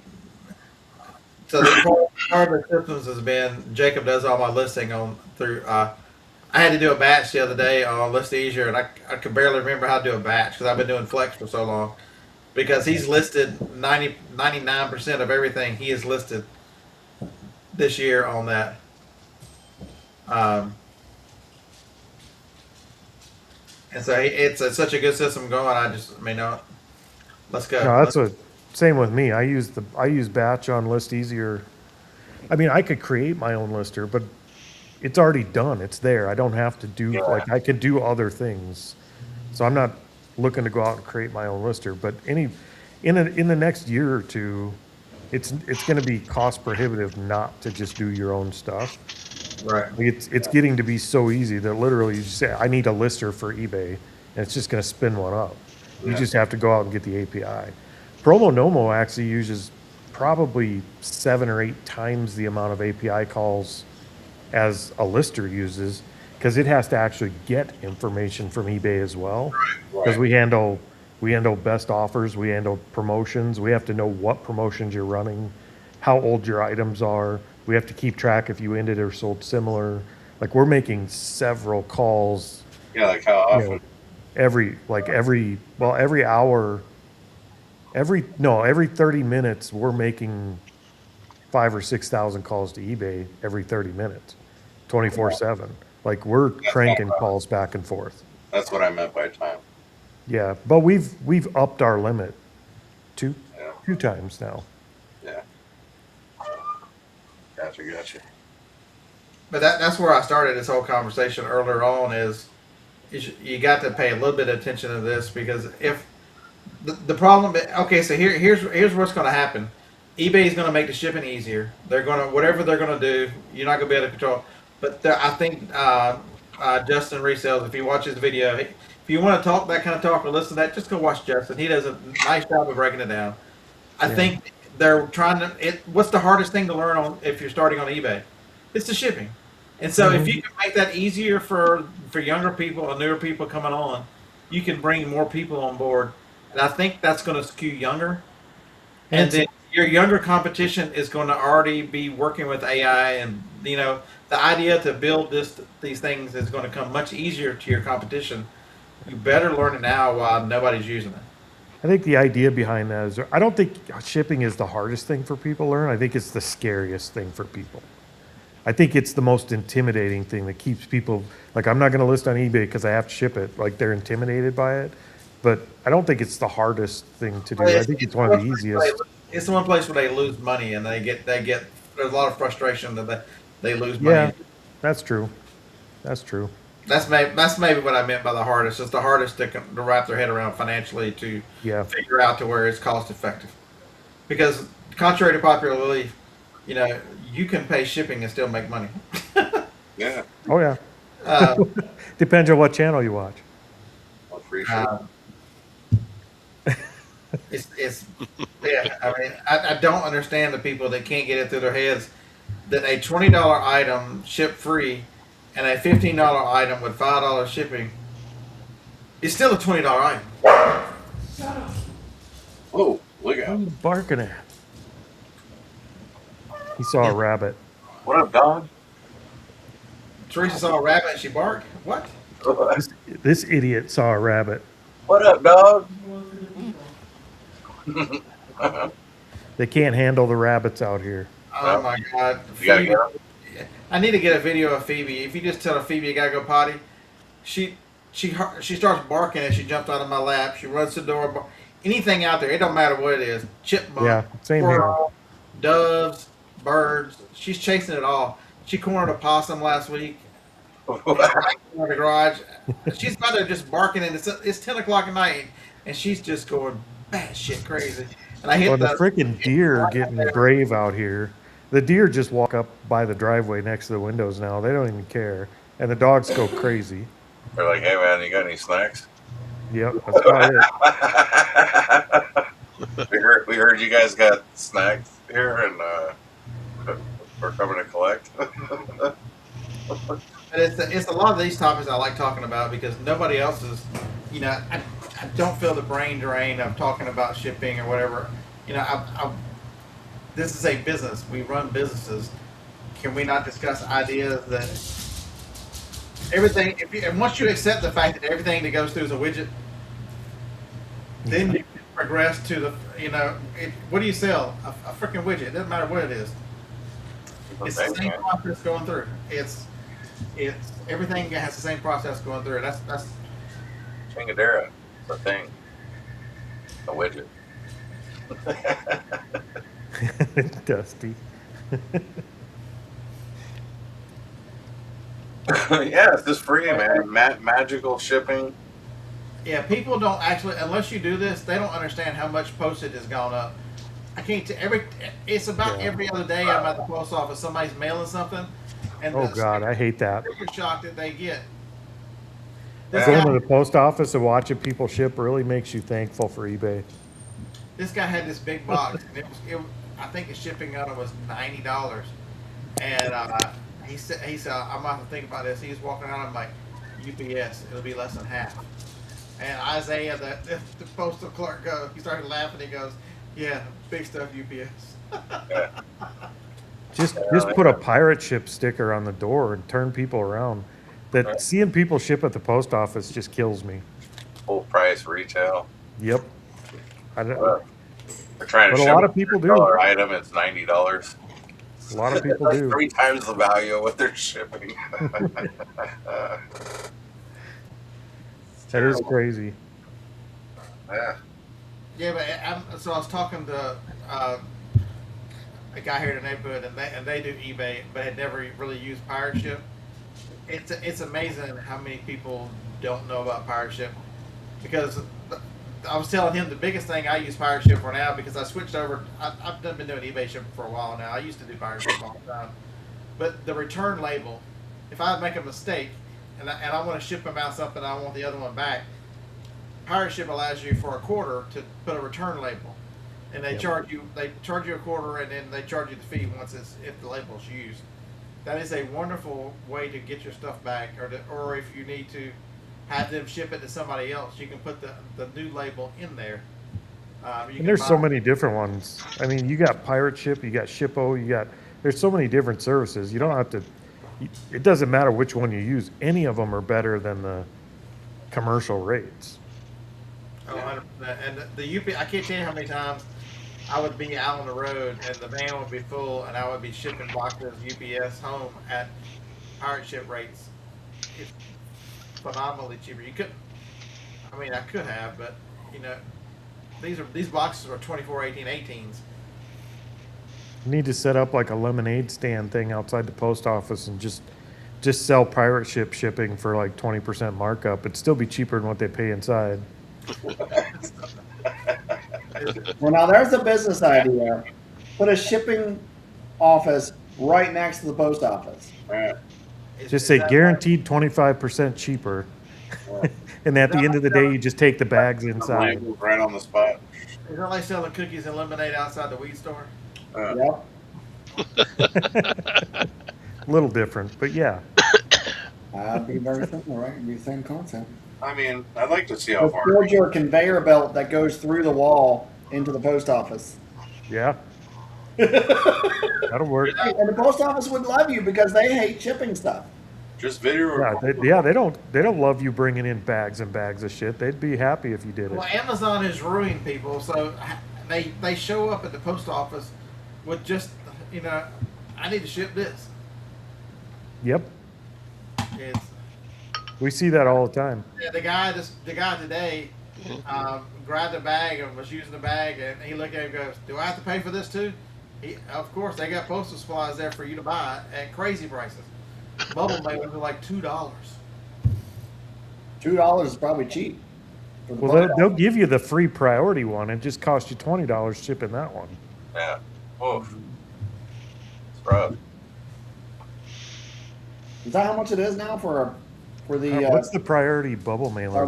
flat-rate bubble? It's free. It's not that high, but It's free for the bubble mailer, but I think the shipping on it is like $14. 13 What cents is- or something. Yeah, I think so. Yeah, Yeah, they're up there. it's up there. Yeah, I got rid of all those. I don't even never use those again. $14.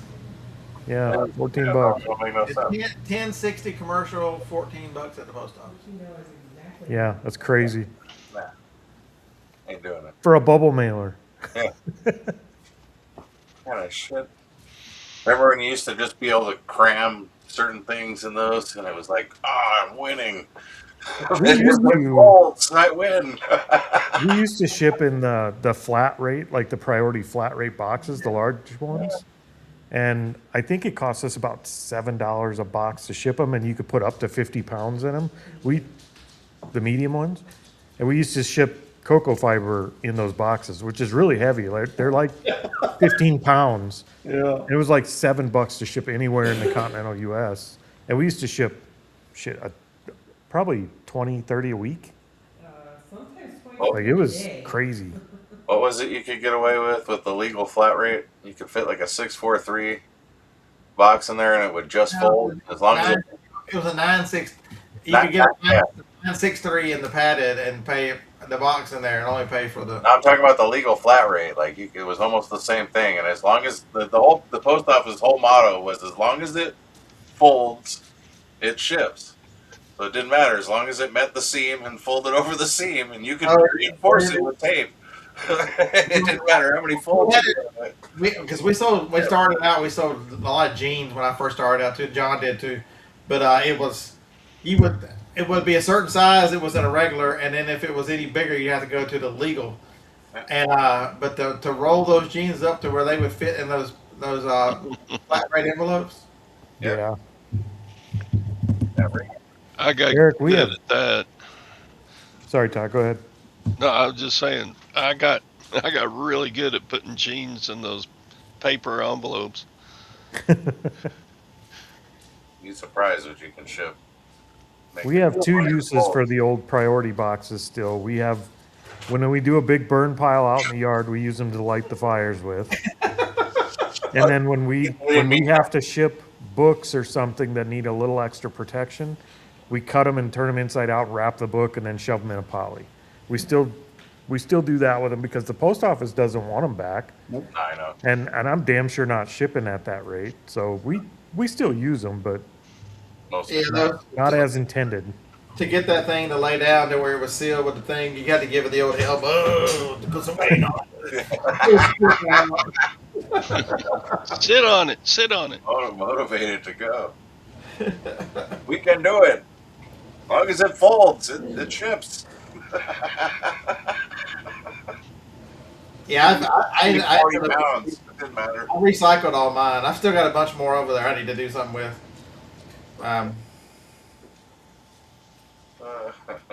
Eric used the weed barrier in the garden. It's up, Mark.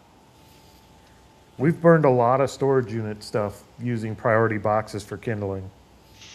I bet. Take them to Goodwill. They'll sell them. Yeah, they'll sell them. Sell them for 50 cents a piece at a garage sale. We see that all the time. Man, yesterday I was on the phone with Dave. I'm like, I gotta go get a basket. I'm like, you ain't gonna believe what's back here. Somebody had donated. I'm assuming I don't know who they were. They had donated Uline 2 full cases, so 48 in each, 3x5 thermal labels, rolls of them, 48 in each box. And my thrift, I don't know what I'm gonna do with them, but the thrift store had them for $4 a case. You bought them anyway, right? So I got for $8. I got 96 rolls of 3x5 labels. I don't have any idea what I'm gonna do with them, but 3x5 or 3x5? I know what you can do with them. You can use them to label your inventory boxes. Just print out your labels. I'm gonna sell them. The people buy them. I'm probably just gonna sell them on eBay. There you Yeah, go. they buy them. I know, $4 each, man. Damn. That's a lot of stickers. If I'm going to use a hairdryer to heat up a padded flat rate envelope to stretch it, No, it wasn't. that's a lot of effort. It wasn't the flat. It was the bubble one. Yeah, the padded, the bubble one. I've done that. It works. Scott, we found something cool this weekend. I think I'm probably going to put it on eBay, but I haven't decided yet. A lady that used to own one of the video rental stores in Sioux Falls, they used to reseal all their DVDs with one of the resealers, like, and they had the resealer there, the whole machine with the plastic to reseal CDs and DVDs. Does it square the corners or not? Yeah, we paid $5 for the machine. Oh. That's like and the supplies that came with it. I was like, yeah, I'll take that. oh my god, Sounds No, it like was $5. you need, Scott. that's exactly what I need. Oh my. Yeah. I'm gonna sell all my CDs as new seal. God. Get it, stretch it, man. Make it fit. Hey, if it folds, it ships, Stretch it over your head and see how long you can breathe. right? Make it. Yeah, that thing's like the Holy Grail. I need that little heat gun thing you just said. Is that a heat gun? Yeah. See, I learned I this. need that for Scott, stickers. Yeah, one of these. embossing tool. It's called Yes, I need embossing. that for stickers. They're like They're like $13 on Amazon. They're called or eBay. They're called embossing tools. They've got plastic on the inside that don't burn your fingers. I like that. We definitely need to pick one of those up. Yeah, Where's your yeah. affiliate link? What the hell kind of YouTuber are you? Yeah, no, what the hell? Look, Every work. it's got a little stand. That's fancy. I got the same one he's got. Purple. I've got one of those, except mine's green. So we have an epidemic here in South Dakota. When people sell CDs, they want to label each fucking CD with a sticker of its own and sell them at different prices. Drives me crazy. They can't just put a table of CDs and say $1 a piece. They have to put a $1 sticker on every CD case. Careful with the heat gun. Yeah, those little things. They're in my Amazon store. Careful with the heat gun on that one. Yeah, I've got 3 of them in the building right now. I found a couple of yard sales. I like that. Yeah, they work great, man. Because the worst thing about the big heat guns is the metal tips will burn the crap out of you. Oh yeah, Yeah. The walls. That's the worst part. Yeah, I can't use my big heat gun on it. The CD would just go whoop. Yeah. Well, those they get pretty hot. Yeah, just use code Commonwealth. Wow, bringing up that dirty times. Had to use it. I'm sure it's good on every platform in America, no matter what it is. He doesn't have a Promo Nomo account yet. Oh my! I'm still waiting for him to get Code Commonwealth on there. Well, what if I apply? Can I have the code Yeah, Commonwealth? make mine code Commonwealth. Shit. You could sign up for an affiliate account on there for free. You don't have to be a user. And if you want Code Commonwealth, I'll give it to you, Scott. There you go. Scott, you have an account. I could give you one right now. Oh, that'd be awesome. I could go troll Kevin with Commonwealth. Man, the good times. I'm gonna change yours right now, Scott. If I joined Promo Nomo right now, you would fall over with a heart attack. Do it, Todd. Do it. Right here on live. He did what? All right. I'll believe it when I see it. That's right. No, I'll believe it when I see that he's actually using it. See, Todd, I know you. I don't know. Shut up, Jake. Scott, yours is the beard right now. You want me to change it to Commonwealth? No. Do it. Yeah, sure. Go ahead. Do it. It'd be so confusing. I've only like one person's used it. Just make it common beard. Yeah, Scott, you have a balance on there right now, Scott. Oh my! He has to get more. You have a $15 balance on there. I can't pay you because you didn't put in your PayPal or Venmo or anything, so I can't pay you. But you have a balance. Well, at least he did part of it. So. At least it's Just leave it where it's at. I wonder if I could get it and then sell it to Kevin.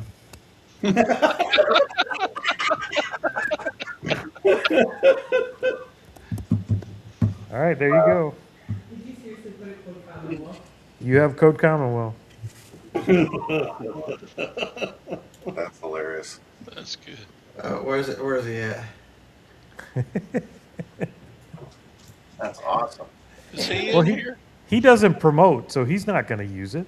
Oh, But he could get a link. Yeah, but he's not going to promote it because he doesn't promote. I know. It'd be like, I'm going to change mine to Code Silverhair. I just sent him a text saying I changed my code to Commonwealth on Promo Nomo.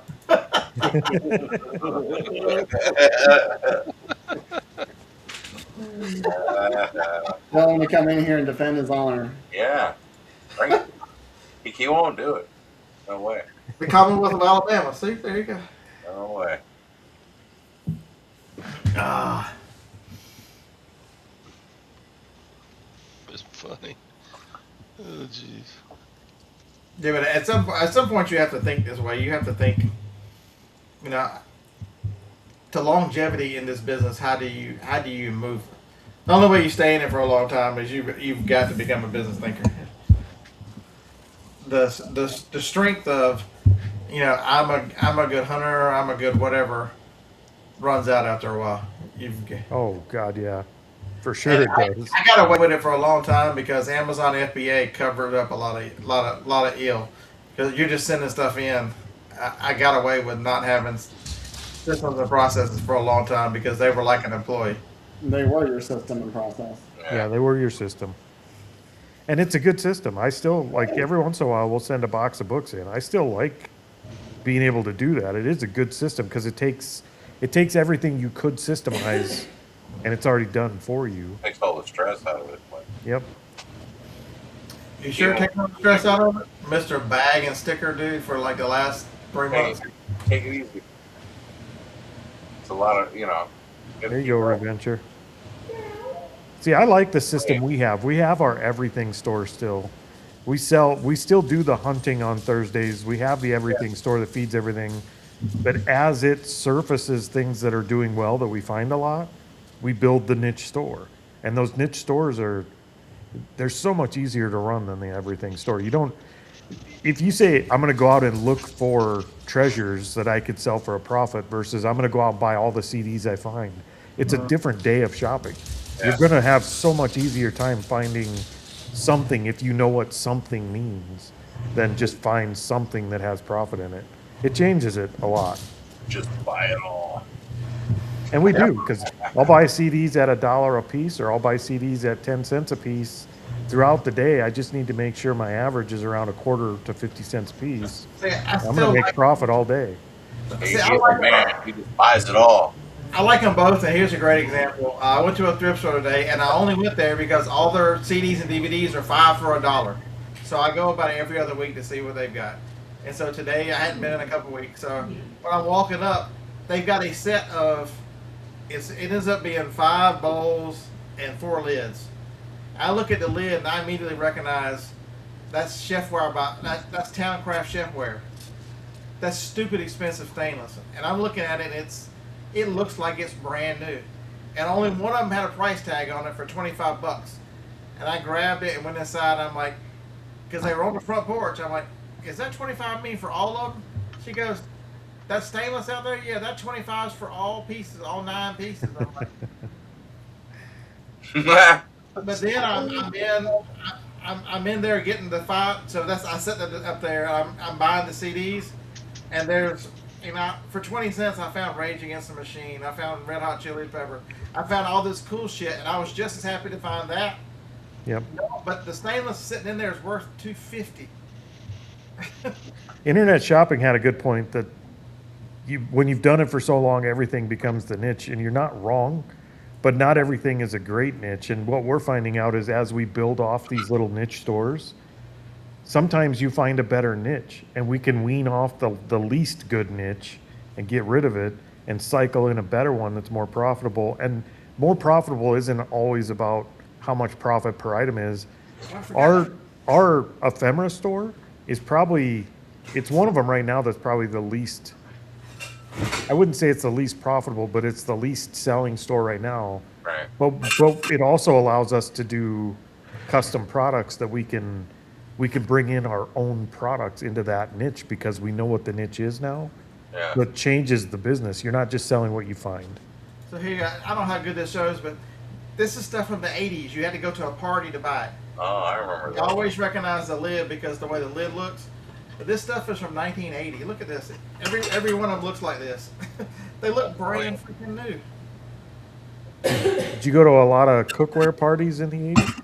Damn right. Yeah. I popped out of the stock pot and just my feet on. You know. But every one of them is so clean. I'm like, this is insane how good this stuff is. Yep. What was that brand of stainless that we found that was all in the boxes still? Oh, that storage unit, the rich man storage unit we bought. He had, they're like the big wardrobe boxes. They're like 4 foot tall. There was like 4 or 5 of those boxes in there that were full of brand new in the box all clad pans. Ooh. That stuff sold for an absolute fortune. Yeah. We can't find it. Hard. I've never seen it other than when We've seen it out. I know of it. I haven't seen it. I've never seen it out at garage sales. Yeah, I've never seen it at garage sales. It just happened to be in that storage unit. Some of those pans were like $200-300 a piece. Is that all clad? Yep. I bought it last weekend. I'm like, how much are the little pans? The lady goes, $1 for both of them. The little pans, I like that. I think they're utensil holders. Yeah, all clad is a good brand. Oh, yeah. Yeah. Those were $1 last week. I think they're pencil holders.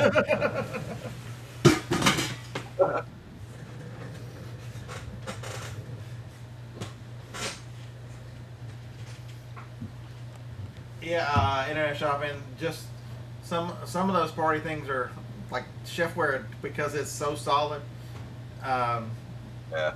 it's that's the second full set I like that I bought. The last one I got 200 plus shipping on the last one. This one is much nicer looking. Nice. You fucker. What are you cursing for? Teresa found a tick. Pissed. You're supposed to have possums so they'll eat them for you. We have possums out here, but we have more trees than possum. And we have a dog door, so ticks tend to migrate in. How far away is your nearest neighbor? From the nearest neighbor? Yeah. Quite a ways. Like we're surrounded by trees. Across the road, yeah. Across the highway, but it's about an 1/8 mile. And on the other side of the tree grove. That's like perfect. God, that's perfect. Yeah, I could take a shit off the front porch and nobody would know it but me.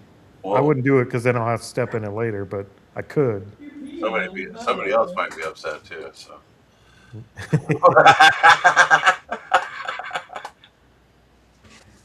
No, it's perfect out here. We're kind of surrounded on all 3 sides by trees. We got the highway furthest away from us, and we're sitting in the middle of 10 acres. So There's a few things Amway made that are still good. Didn't they make stainless? I think Amway made stainless. It's still pretty decent. Amway? Amway made stainless. If you They find make it, it's still stainless? pretty decent. Amway. They might have. I don't know. Yeah, they could have. But Corey, does a bear really shit in the woods? Not around here. All right, you don't know. Yes, they did. Wonder if they have trouble with birds taking them. Southern Vermont, we had guineas out here, and there is no dumber bird on the planet. Yeah, Amway Queen. That's it. It's not bad. It's pretty decent price. Freaking those guinea hens we had out here, they won't go back to the coop. They stay out. They're loud as hell, and they end up wandering off and getting eaten by coyotes every time. Like just the dumbest bird. But they do eat a lot of ticks.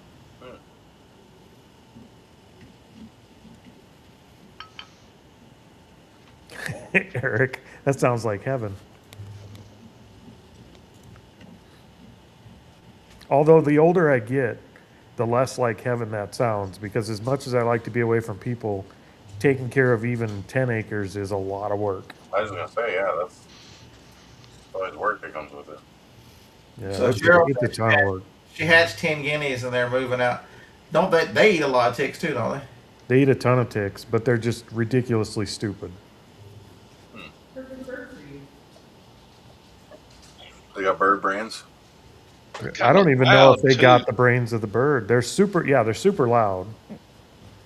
I mean, the kind of smart bird that'll just look up in the air and drown itself when it rains, like that's a guinea. They're just not smart birds, but they eat tons of ticks. So I would love to have some more out here, but When it's raining, do you go out and you like tilt their head like, oh, buddy, we ticks. no, just let them drown. So you're saying if a guinea could get on the internet, they'd probably be named Buck Mountain Barn?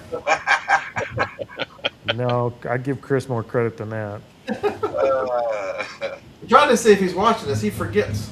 He does. What the hell? Wrapped up. Bing. Kevin said that's funny.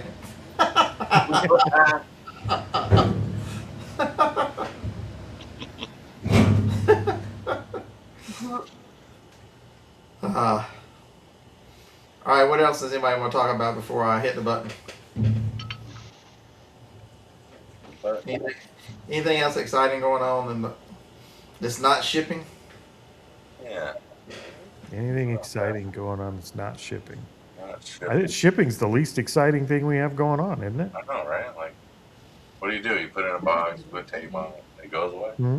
Highway sales next weekend. Oh, we got a highway sale next weekend. Which one? The main one? That's not till August. No, Scavengers is in June. The one we went to in Nebraska is. So next weekend we're going to Chamberlain? Yep. You have the dogs situated? No, but I'm just gonna ask Hannah to come on check on I guess we got our main highway sale next weekend. I didn't even know it. The one that we go all the way across the state. Don't The one I send, told you about, Scott. don't send me all your pictures of all your CDs you're going to buy. That's going to piss me off. It's gonna, It's going to be ridiculous because that sale last year we didn't make it halfway. We had to stop, turn around because we were full. Oh no. I will turn around and drop shit off to my brother. You don't have We a usually stay in Chamberlain right at the river, and then the next day we do the second half that goes all the way out to almost Rushmore, and then we turn around and come back. Do y'all not have a trailer? We do. I just don't. If we drag it, I won't buy anything, so we don't. The trailer Yeah. with a pickup. With that lightweight stuff. Yeah. On the roof. We'll figure it. If we fill up by halfway, I guess that's just that much less we have to go. It's not like we're hurting for stuff.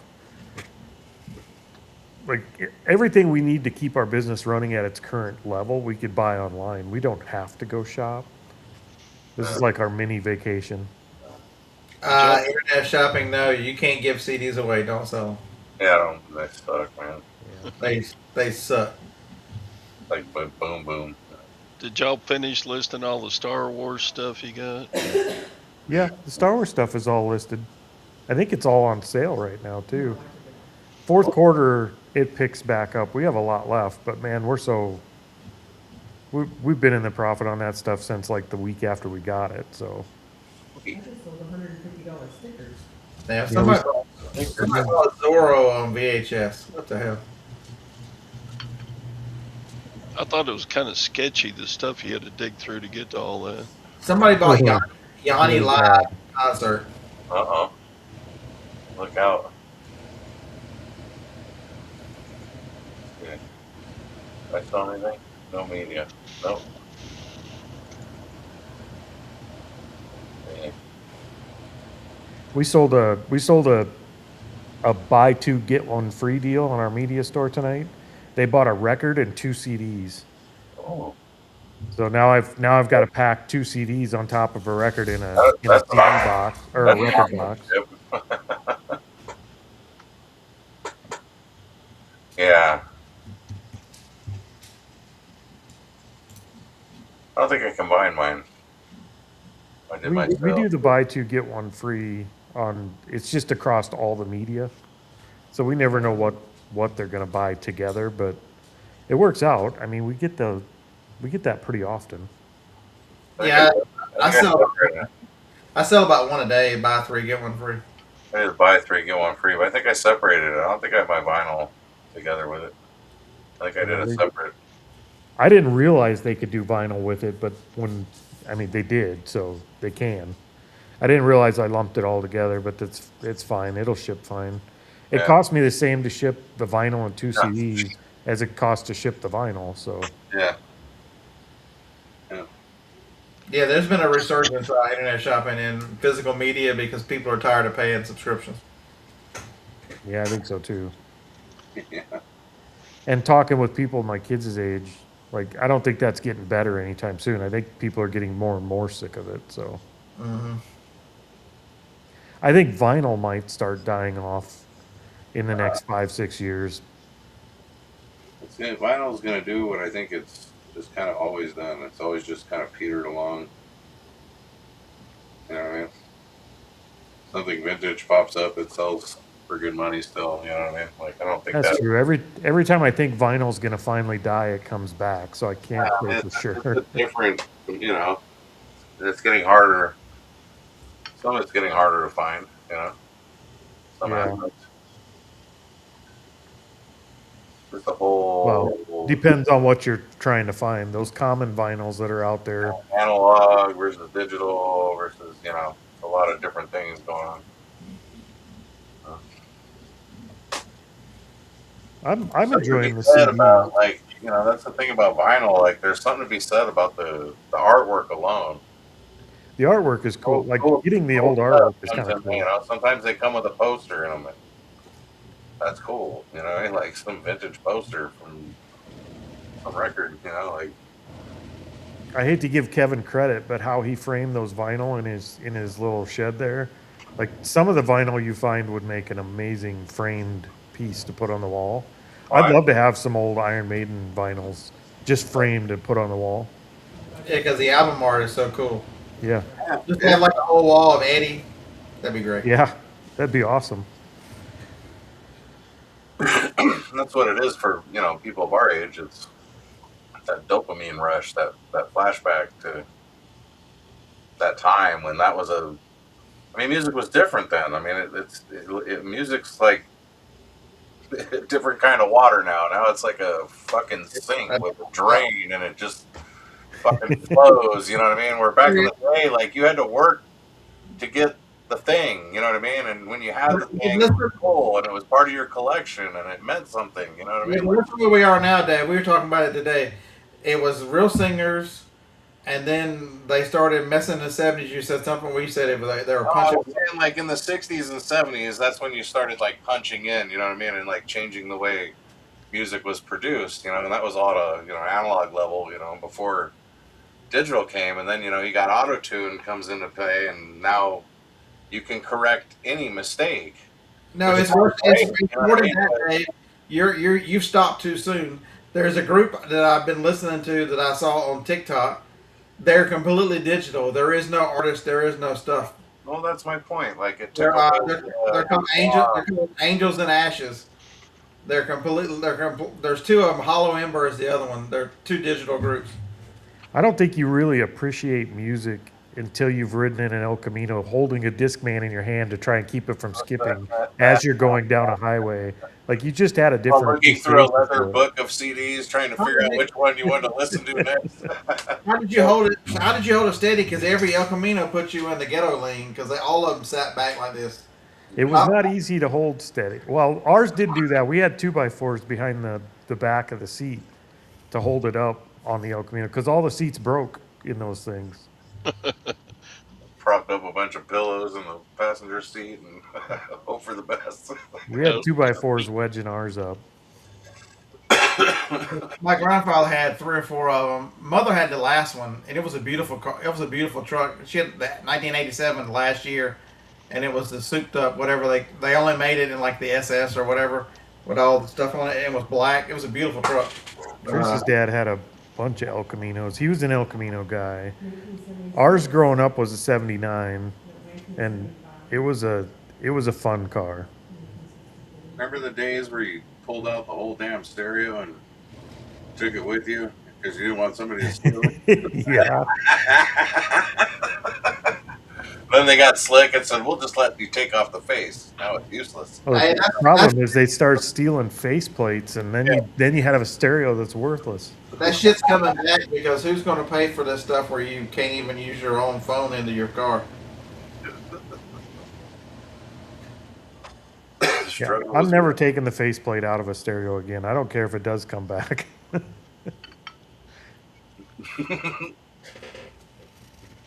Yeah, my first one was a 73 LTD, and I took the AM radio out of it and put in a Craco cassette that had the. In order to rewind was fast forward on the other side. Yep. I had a 77 Ford Pinto, man. That thing was rocking an Alpine with a bunch of amps in it and a speaker box. Stupid loud. I saw a statistic the other day about how many fires the Pinto had. The Pinto had, I forget how many fires it was before they discontinued it, and then they said, look at the fires on Teslas, and it's astronomically different. You know, we hail Tesla as the greatest cars or whatever. A lot of people do electronic cars, and they catch fire at way more frequency than anything that was ever made. Ford Pinto. What a ride. I think you're right in there, Shop, and I hope that's what happens. Because I think people are missing the point. The point is, everybody, your car is going to watch you drive and decide, you know, if you're not fit to drive, if you're this.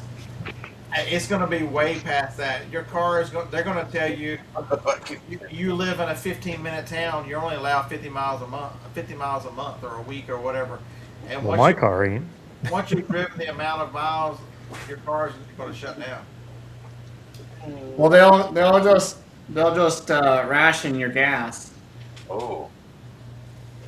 That thing would be easier, yeah. Right, that's their strategy. They're trying to get everything on electric cars that they can, and then they'll ration everybody else. Teach you. Oh yeah. Okay, we got you anyway. Good luck with the Tesla, for God's sakes. What's that? Pictures, the difference between a Pinto fire and a Tesla fire. One can be put out, and the other one tries to burn its way back to hell. Look, Yeah. Todd's cheating. He was taking pictures. Jake, if they start rationing gas, Yeah. I'll start a pig farm and start rendering my own diesel fuel, and I'll switch to all diesel. Yeah, And I then made sell the bacon money on in the the side. tournament, so I had to take a picture of the scoreboard. he was cheating. Making your own diesel out of what now? Did you make Pig more fat. than $4? Did you make more than Big interest? fat. Yeah, there you go. I made And $8 playing poker tonight. what's the gas out of the poop? What's that stuff called? Biodiesel? No, the out of the poop. The ethanol, not ethanol. Ethanol's from corn. Methane. Methane. There we Methane? go. Poopane. I know my shit. Are you saying you're gassy? Is that what you're saying? You know all things poopane and poopane accessories.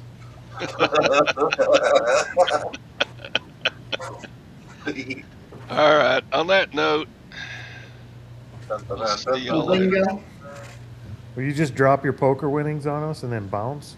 Wow, I know, right? What the hell? Oh, Yeah, right. The only reason I stayed up this late is because I was still in the Are tournament. we going to be able to eat this week from the poker winnings? $8, Sounds like it. I can At get least a bag Arby's. of rice with $8. Yeah. right? Okay. Is that all you get? Just Yeah. get a bag of rice now for $8? Oh, I thought you said 80, not 8. 8. Oh. Well, I'm not impressed. You can leave. That sucks beating you. Try harder. Let's try harder. That's terrible.